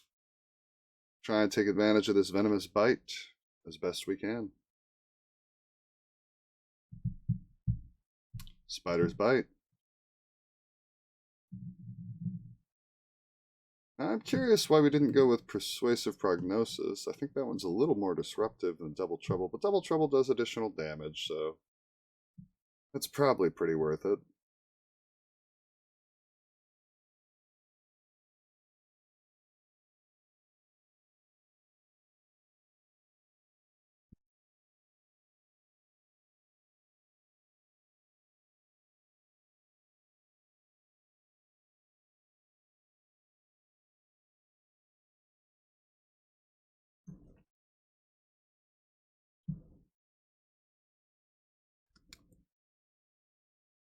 Alrighty.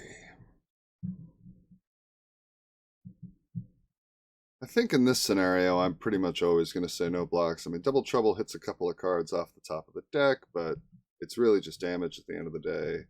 This hand is actually pretty good. Just going Ravenous Rabble into Falcon Wing into Bolt and Shot for 7. Pretty solid. Little 14 damage turn with Disruption stapled on. Hard to be too mad at that.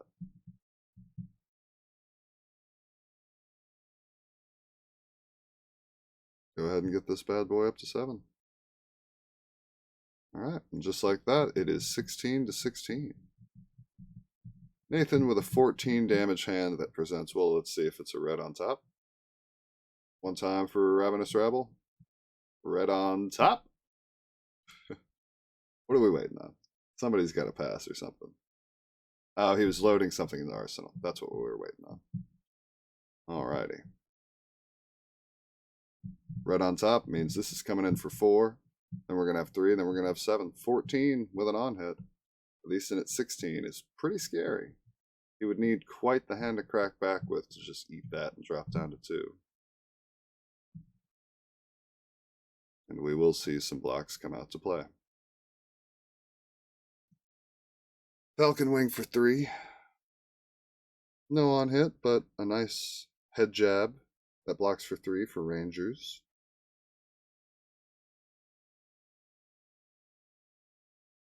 Pretty good card, at least in Riptide. Never really found the urge to play it on Azalea, though sometimes, every once in a blue moon, I'll be looking through my graveyard with Codex, and I'm like, what I wouldn't give for a 1-of Falcon Wing right now. But generally speaking, Bolt and Shot does all the go-again work that you need in Azalea. Riptide, on the other hand, is just fine with this block 3 that kind of good value both directions, defending or attacking. Easton electing to go ahead and block. Exude only blocks for 2? I did not know that. I thought it blocked for 3. And now, even though he couldn't have seen this coming, here comes the punish for blocking those earlier vanilla attacks, one with an actual on hit.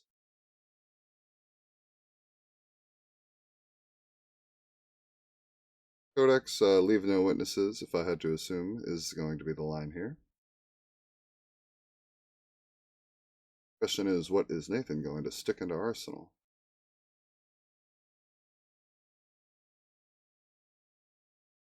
I feel like a 1-cost arrow is probably the best choice. Because you're going to have to block the leave no witnesses. Unless you just want to keep a 3-card hand and fire like Sleep Dart or Remorseless. And take 4, which I don't think is probably the best choice. It's probably better to grab a 1-cost arrow, stick it in ours, block with 2 cards, one of them being a trap.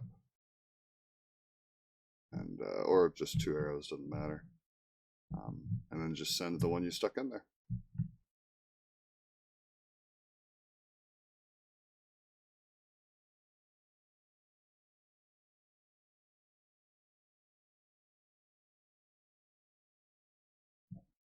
Nathan pondering his options. One of these arrows is not like the other. What will it be?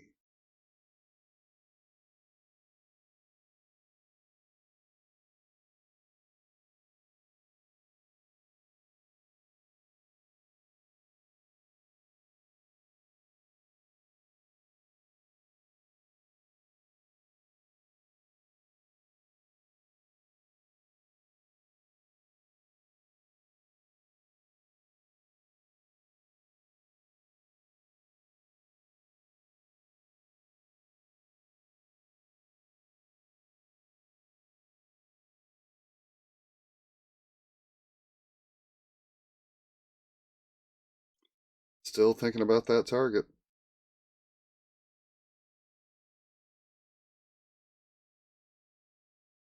It's a tricky spot to be in. You know you have to discard a card. You know that Easton grabbed Arsenal Disruption, so you just got to figure out what the best choice is. Options aren't great, but I'm sure there's something that's better than the others. Could always just eat the 4 and try to keep a 3-card hand that's worth a darn. We'll have to wait and see. At that point, it doesn't even matter what he picks, because he'll just lose it.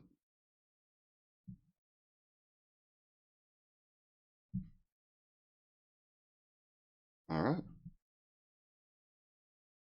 Here comes the leave no. Chose to discard the Sleep Dart, which is probably the worst arrow in this matchup, so aside from the fact that it comes in for 5, no real reason to keep it. Remorseless, pretty good. We're going to go ahead and block for 3 here. Interesting.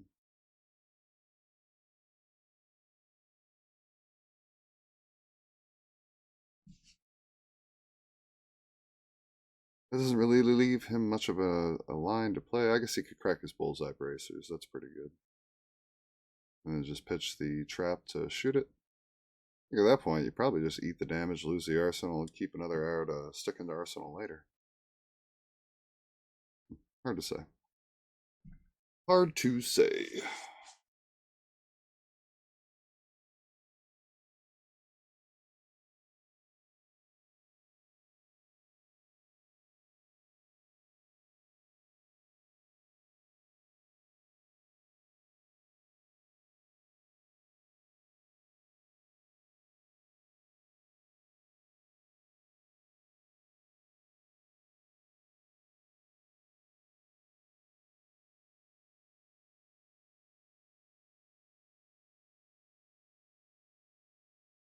Taking it back, blocking differently. Cash and entrench. Ooh, I thought we decided that you don't block with that unless you're losing the game.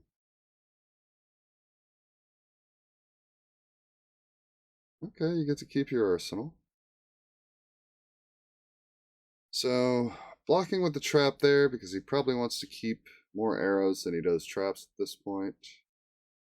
There was Remorseless that he picked, pitching one of those Remorseless to fire it. Now, giving up Trench is pretty risky. He has to be very careful about when he sticks a trap into Arsenal from here on out. He may not even have the luxury to do so. Because if Easton ever sniffs it out, then he can just not attack and try to set up a perfect pitch stack where he can't lose. So, tricky spot. But as long as he doesn't stick them into Arsenal, plays them out of hand, uses them as pitch, probably won't matter too much.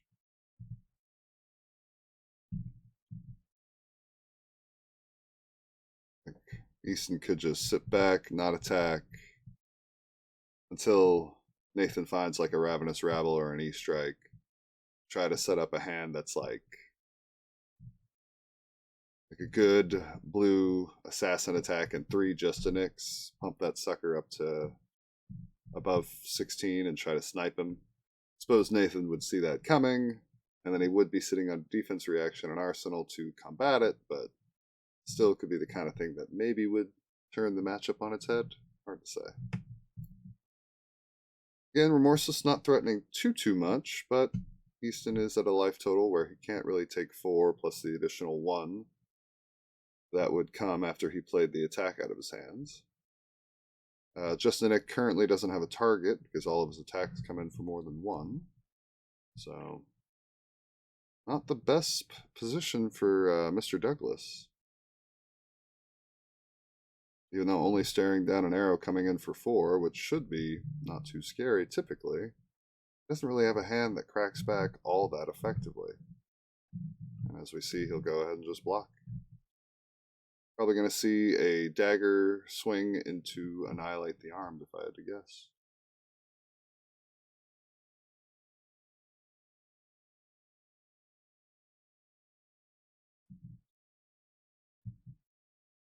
Couple of traps, couple of pumps, and we do have an arrow and arsenal, so we could, in theory, do some pretty good damage on the Riptide turn.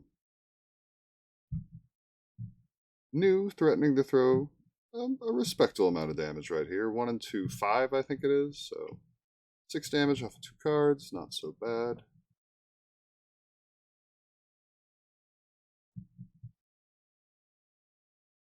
Nathan gonna go ahead and cash in that trap value.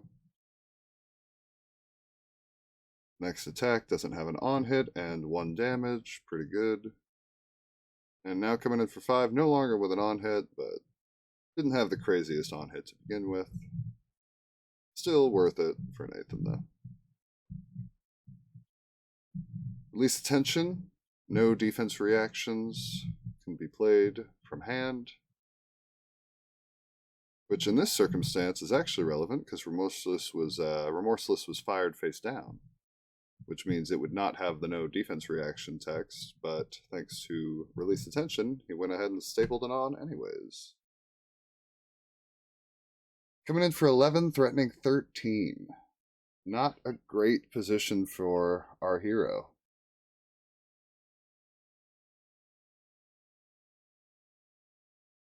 Especially considering one of his cards only blocks for 2, and another one of his cards blocks for 0.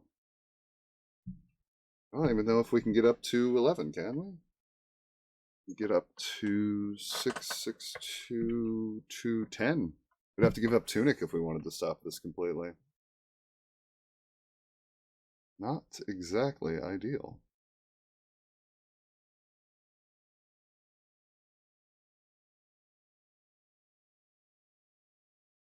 Nathan fully on the front foot here. And we do give up Tunic. We go ahead and block for 11. No more armor left. And Nathan with an okay hand. Not that great. Ooh, Eradicate. Well, that's pretty cool. It typically needs to hit for a decent amount of damage for it to actually matter, and it's only going to hit for 1 here, but nice to see Eradicate hit the table. I've always liked that card. It's a good one. Old school assassin, back when it was just Arachne. Alright, what do we got next? Ravenous Rabble. Into Ravenous Rabble, into Sit on the Lace with Frailty. Set up for a very strong follow-up if he gets a hand that agrees with it. Oh, well, we know at the very least there'll be a Sleep Dart.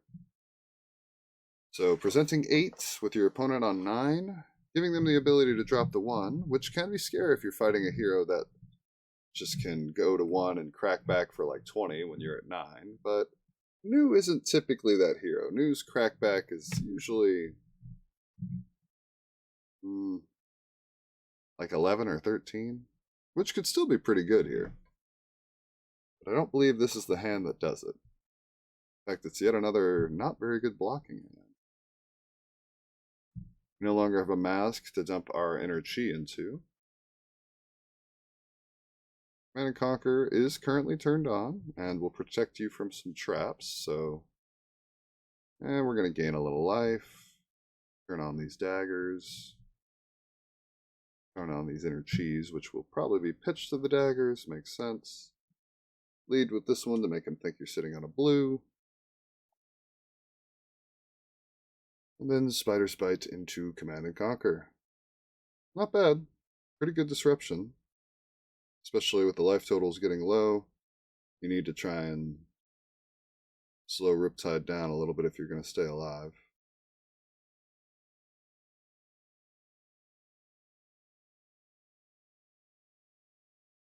Seven to 5, threatening now the Riptide to drop to 1. With your opponent at 5, though, if you can drop to 1 and present a pretty good crackback, then you might just be fine. Still sitting on our bullseye bracers. Haven't seen a Bolton shot in a while. Saw a fair amount of them at the beginning of the game. 2 of them were lost on that one turn, where Easton had just all the disruption, which was well timed. Nathan had a very primo hand that turn. Went from something that would have presented 13 plus 19 down to just 6. Pretty good. I'd rather take 6 instead of 19. And here comes the CNC. Again, Nathan has the option to drop to 1 here. Since he blocked with his trench, it's safe to assume that's not a defense reaction on Arsenal. If it was, Easton would be giving Nathan a chance to clear it, which would be just hilarious. But as we know, I think, yeah, that's a Lace with Frailty. Which is actually a very good pump. Especially into an enemy that uses daggers. But being under Spider's Bite, he probably doesn't have the luxury to block this. Probably just have to give up like 1 card, take the hit, send something back.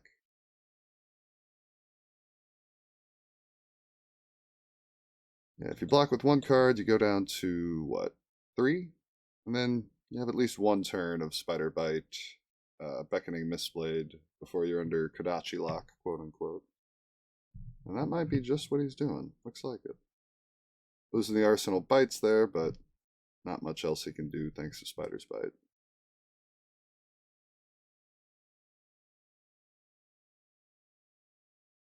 Is it the infecting shot or the searing shot? I guess that's the question.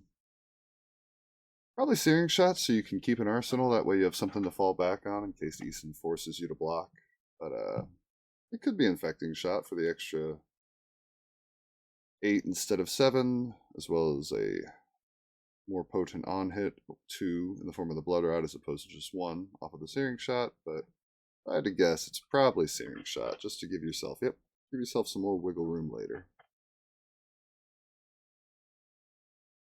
And searing shot for 7 is not too different from infecting shot for 8 at the end of the day. In fact, this one's going to get to hit. It's actually going to do 2 damage. Pretty good.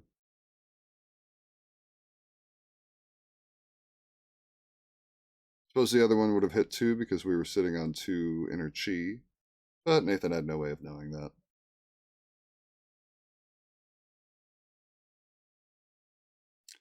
Now he has the option to drop to 1.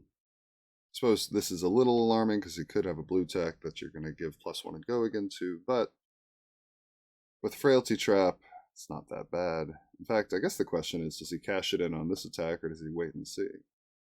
Suppose you can wait and see. That way you stop something that has a bigger on hit. Or if it's just going to be Spider's Bite next, you can cash it in there.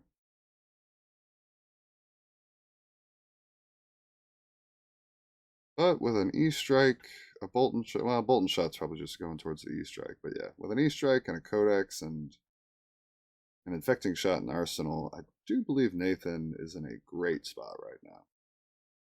It's just enough go wide and big number potential that this should work out pretty good for him.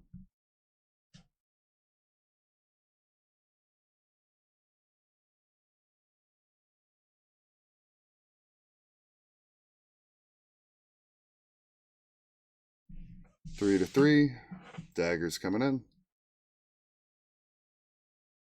What will our heroes do about it?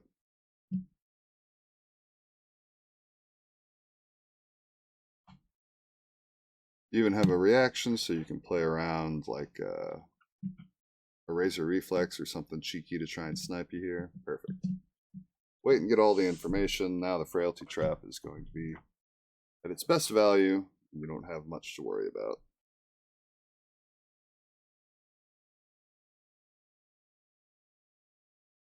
In fact, if you drop to 1 here, okay. No reason. Cash in that trap value. There's a cute line you could do if you kept all the cards, but truly not necessary. This hand is already good enough to probably close out the match, or at the very least make it so Easton can't keep any cards.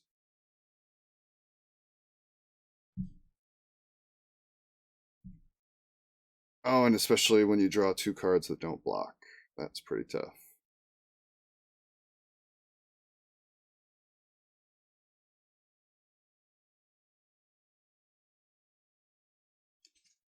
And E-Strike, just still a powerhouse to this day. Hard to be mad at 5 go again. Easton activating the new ability just to see if he can't snipe a D-React off the top. It wouldn't be good enough either way. And that will do it. Nathan takes it down 2 to -3. Relatively close match. Some push and pull from both sides. It was a great game. Thank you guys for joining me, and I look forward to seeing you guys in the future with the ArcLight League.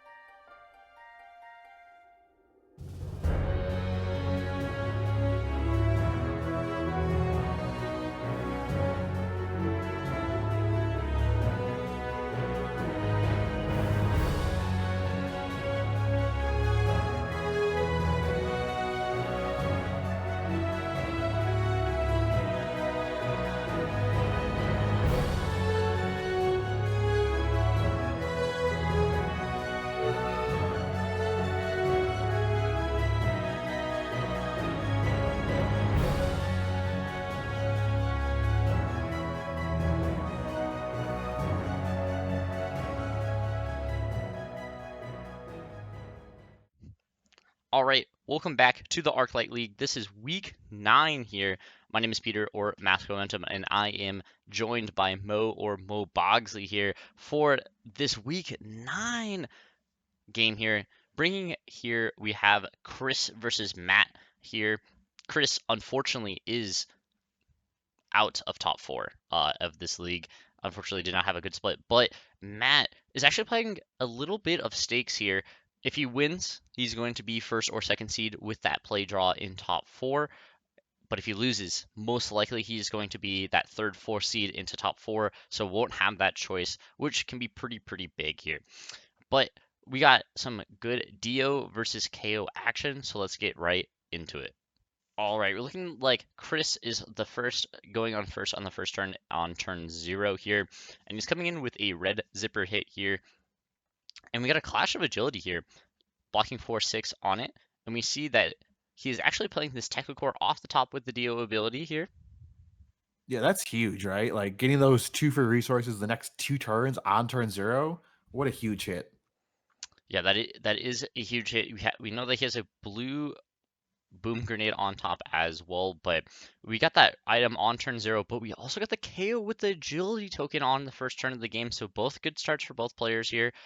This is traditionally a matchup to where Dio is slightly favored in hit. It's something that I know back in the heavy hitters meta that a lot of the Dio people really wanted to play into this KO all the time.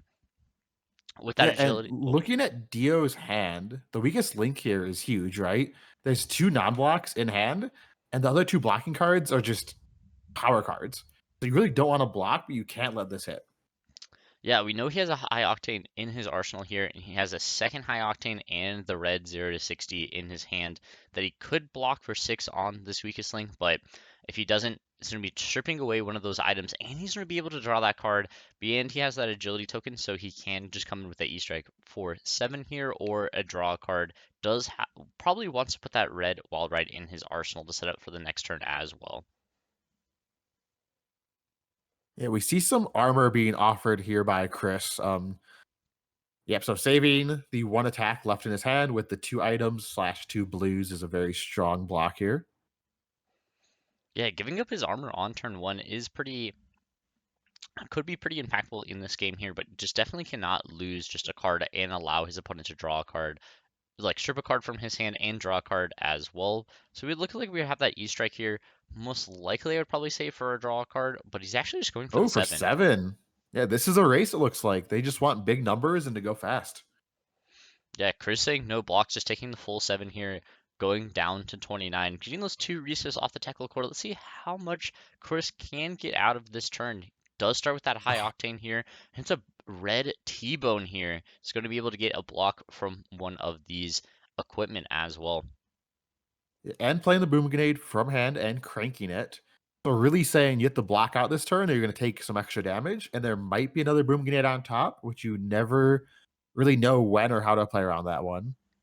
Yeah, pretty interesting thing about this T-bone here is it because it is coming in for 3 and most of KO's armor blocks for 2. You do have to give him a card or a second piece of armor if you want to block it out and not get hit by this boom grenade, which he is doing. He's blocking with that blue Wrecker ROM to get that might token as well.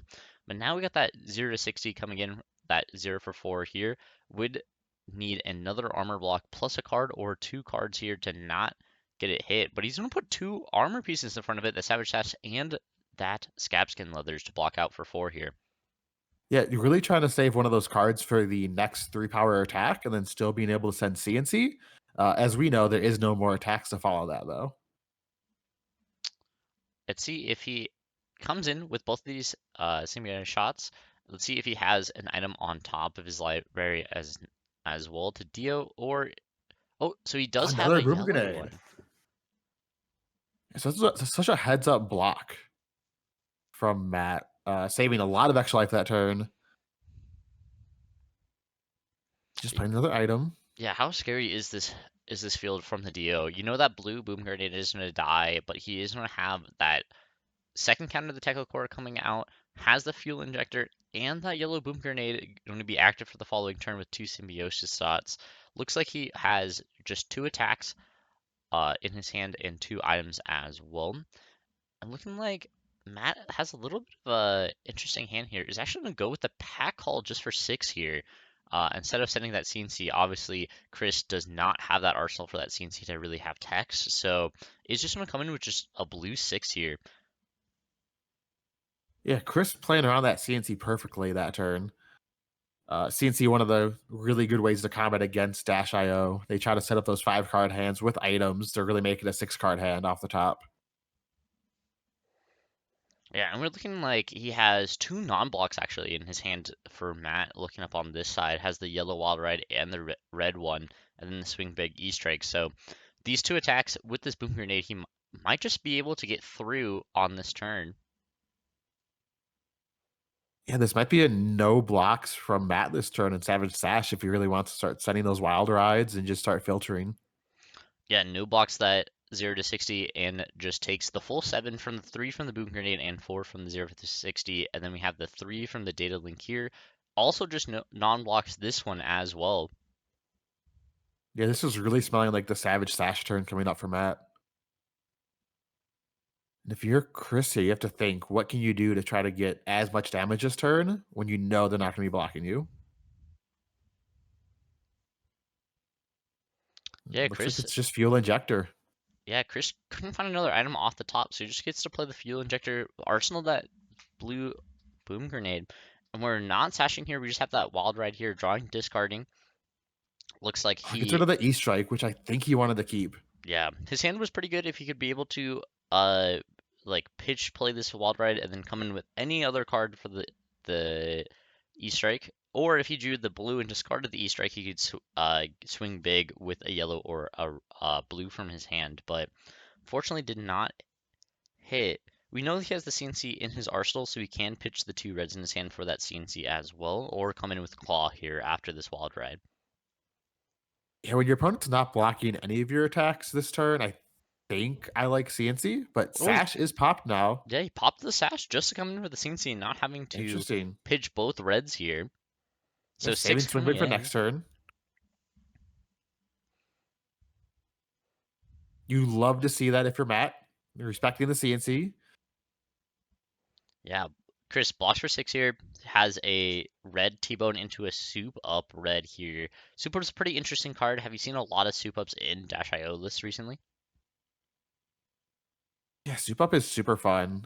Those fuel injectors, you don't always need the extra resources as Dash.io, so being able to turn that resource into Go Again is just such a huge benefit. Yeah, and he's just coming in with the soup up for 0-4 does not have go again currently.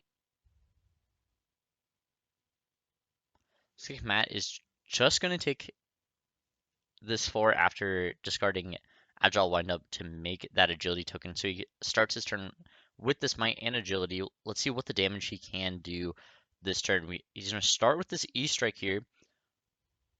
Most likely he's going to draw a card. Oh, Blood Rush off the top, but no way to cast it and discard. So that will be saved for next turn. Yeah, hits the Blood Rush on the top after drawing a card here. It's going to be 6 with the go again from that agility token from the E strike, and then he can follow it up with that swing big from his arsenal here, pitching that blue, and then arsenaling that Blood Rush Bellow for the next turn. Chris blocking out both attacks here, blocks out the 6 on the first one, and then another 6 on this 8 from the swing big here. So we're looking like this Blood Rush Bellow in the arsenal is do a lot of work here for Matt here. Chris not coming in with anything on his turn as well, besides that Symbiosis shot. It looks like Matt actually hits another Blood Rush Bellow. Yeah, that's insane. The good thing for Chris is he does have that balance of justice, right? So he will be able to get a card back from that, but double Blood Rush is not what you want to see right now if you are Chris. Yeah, Blood Rush Bellow does hit the yellow wall ride from his hand. So Matt, think about what he can do. The most tame thing he can do here is come in with the Mandible Claw, and then just come in with maybe that Beast Within, pushing the blue with Beast Within, and then keeping that Blood Rush Bellow for the following turn. The unsafe Yeah, play or the high roll play when was to play another Blood Rush Bellow from the arsenal, but maybe not the best here. and Matt being at 18 still with the flesh bag online feels very, very safe on his side. So he thinks he can save that for another turn and really take a little bit of a slower and safer route. Yeah, so he decides to go with the Sultan Battery, discarding that Beast Within. Is going to be able to get that agility and that my token for the following turn as well. So to take 1 from that Beast Within is going to get him that blue Agile Windup to hand. It's just going to be that 2 block here.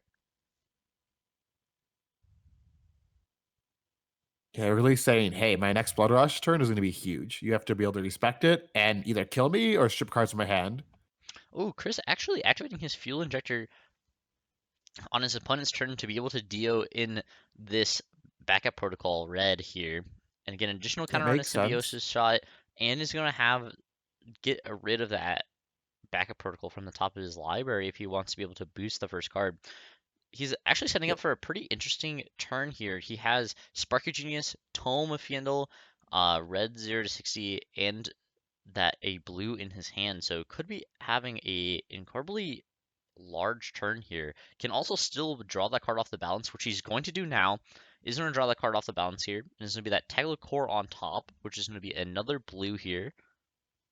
Yeah, which is a super cool interaction with Dash.io with balance, right? You can see the top card of your decks. If you don't want to draw that card, you can always just play the item and then draw the next card under that. So you really have so many choices. If you need a blue, if you want an attack, you can always see what's on top. This is going to be the perfect number for Chris as well, because it is just going to be for 7, so he doesn't have to worry about maybe a reckless swing coming in if he takes all of the 7 here. Goes to exactly that 3 here. But this is the turn that Chris has to be able to present a lot of points of damage. Has that blue boom grenade from his arsenal, and is going to start with that red 0 to 60 here. Yeah, and the question is how much value can Fleshbag get here, and if it will be enough to survive this onslaught. So 4 go again with the Boom Grenade.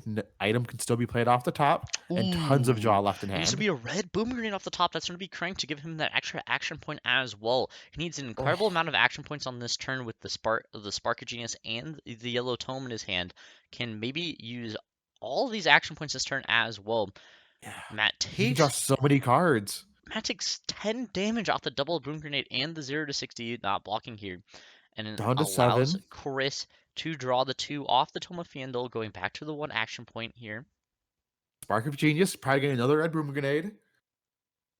Forcing Matt to block whatever the next attack's going to be, with the blind draw still coming.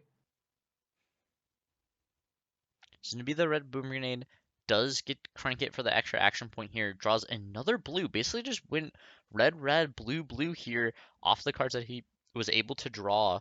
He still has that red backup protocol on the field and has a second one in his hand. So we have enough resources to pop both of them this turn as well. Put additional points of value onto the Symbiosis shot as well. And now, Peter, if you're Matt, when do you think Fleshbag is the best case to be used here?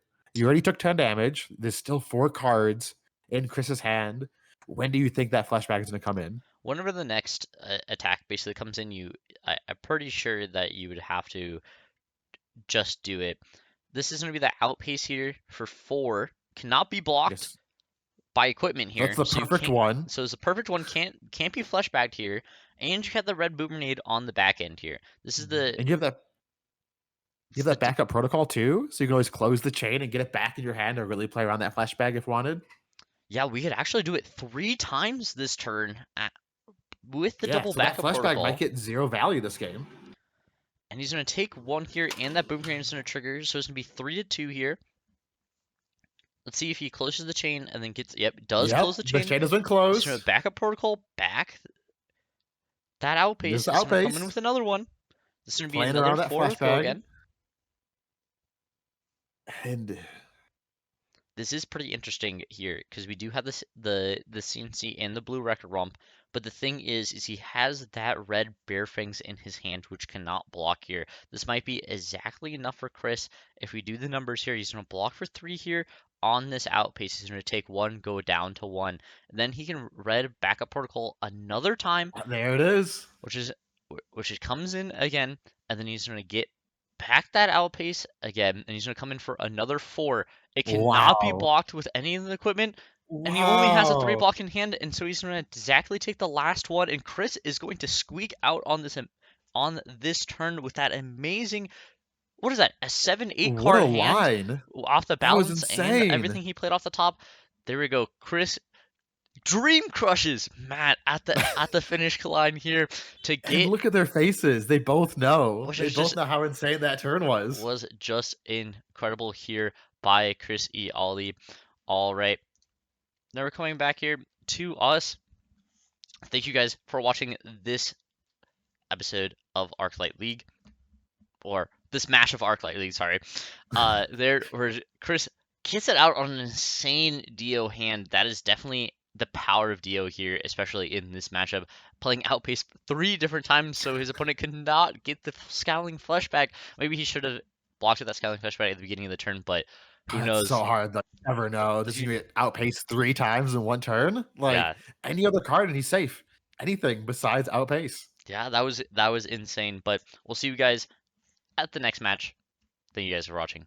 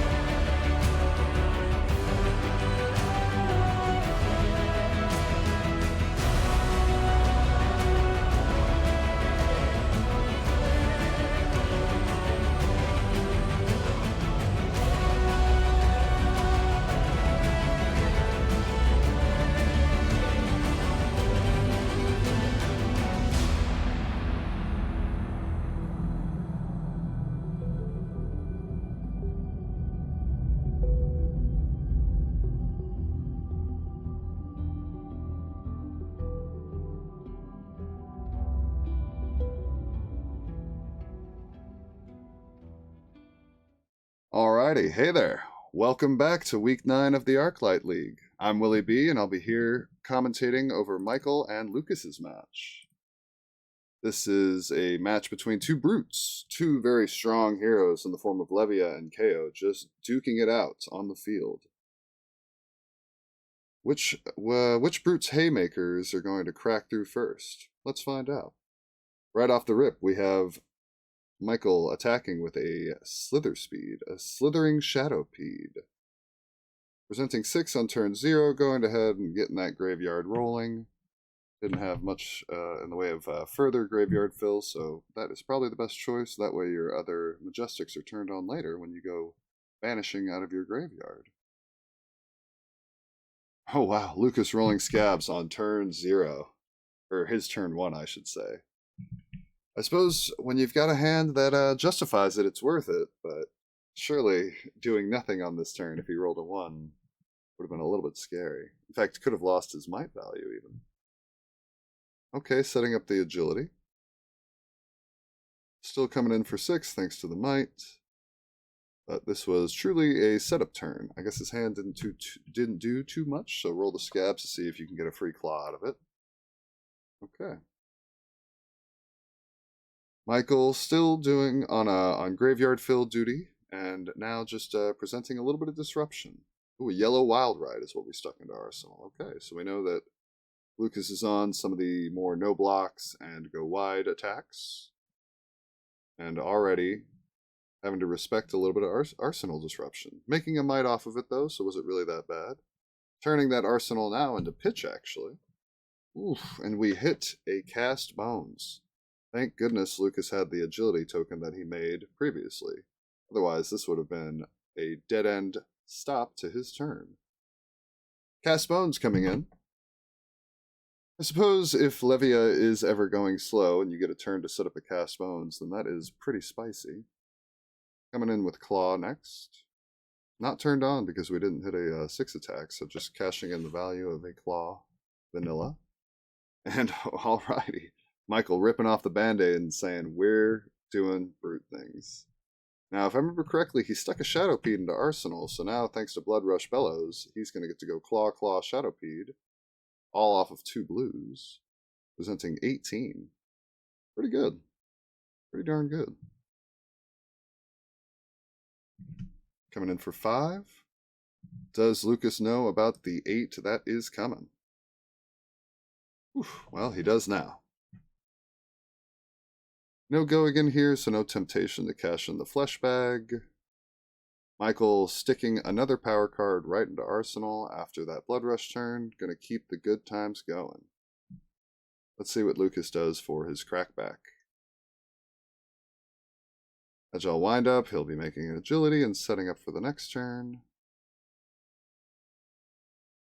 What will he be attacking with? Ah, we're going to cast Bones, I see.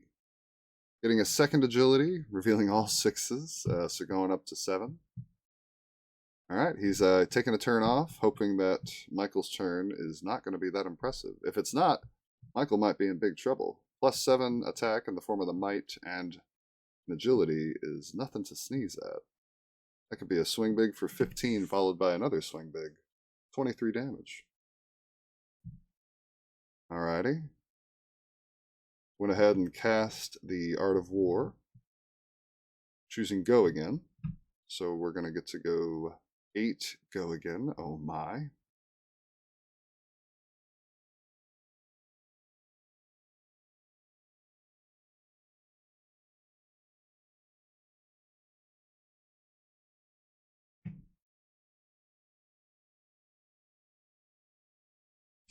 And with the Shadow Realm Horror, he has potential to do even more impressive things.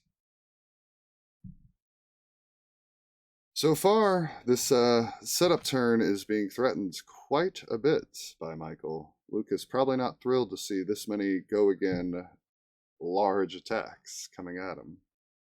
I believe this hit all 3 modes, if I'm not mistaken, so he's going to get to play something else after this as well. 8 go again, 7 go again, putting new attack options into Banish. Pretty good. Pretty good. Did you know that you can loop your Shadow Realm horrors? If you play a Shadow Realm and hit one, and all 3 modes are turned on, you can play it again. And maybe hit a third if you have 2 in your graveyard. Madness. Alright, so it's Shadowpeed, which you can just go ahead and play, which is pretty good. But he also hit Send Packing, and if he's okay with losing his arsenal, which would just be a Beast Within, which is not exactly what Beast Within is the best at, now he gets to throw Send Packing instead, providing more disruption on Lucas's power turn that he worked so hard to set up. This is just, everything is coming up perfectly for Michael here. Big, look at that, Blood Rush Bellow, it continues. Big damage turns, go wide potential, and finishing with Arsenal Disruption at least twice. Now here we have a Pulping for 13.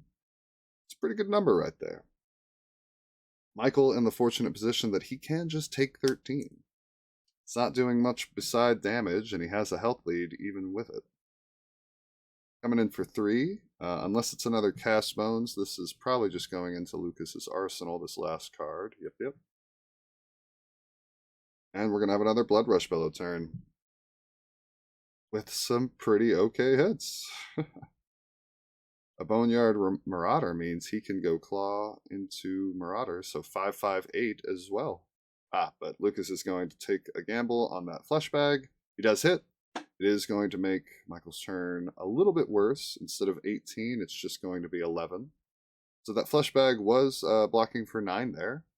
But now instead of doing just damage, we're going to be presenting our Arsenal Disruption, so there is still some not so fortunate decisions to be made. Yep, going to lose that Arsenal. I'm not sure what it was, but it's gone now. We're going to lead with Pulping. 14/8, probably a good time to cash in our Husk, although we have all the armor in the world. So you could maybe cash in just the armor instead. Yeah. Go ahead and get a free Might off of the Apex Bonebreaker. Still get to keep your Husk around. Coming in with Claw. And we're going to block with that Shadow Realm Horror. I suppose it's less likely to be turned on now, as there's more non-6 cards in the grave, in the form of like Art of War and Blood Rush Bellows. And this Dread Screamer for 7 into... Oh, there we go. The 1 cost that we couldn't play before.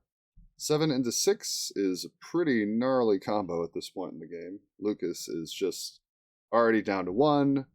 Probably needed to keep his whole hand to be able to threaten 14 back, but with a Husk and a Flesh Bag and still block left on Scabbies plus Apex Bonebreaker, I think the writing might just be on the wall for this matchup. Lucas is fighting tooth and nail, keeping himself in there, but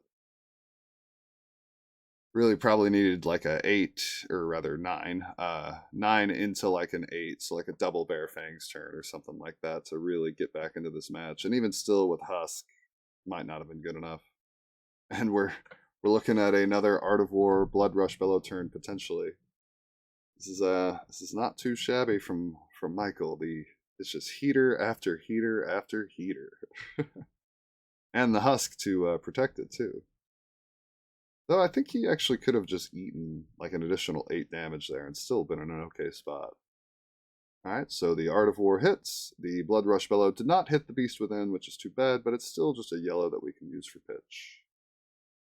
And it looks like it's probably going to be an attack instead. Claw, Claw, Beast Within for 5/5 into 8, I believe. Been quite a few 18 damage turns out of our hero. And I do believe this 8 is going to do it. That ought to be curtains.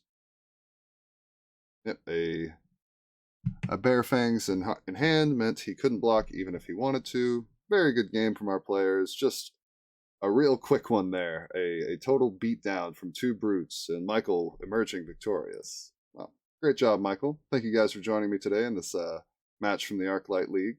Look forward to seeing you guys in the future matches. Thank you very much.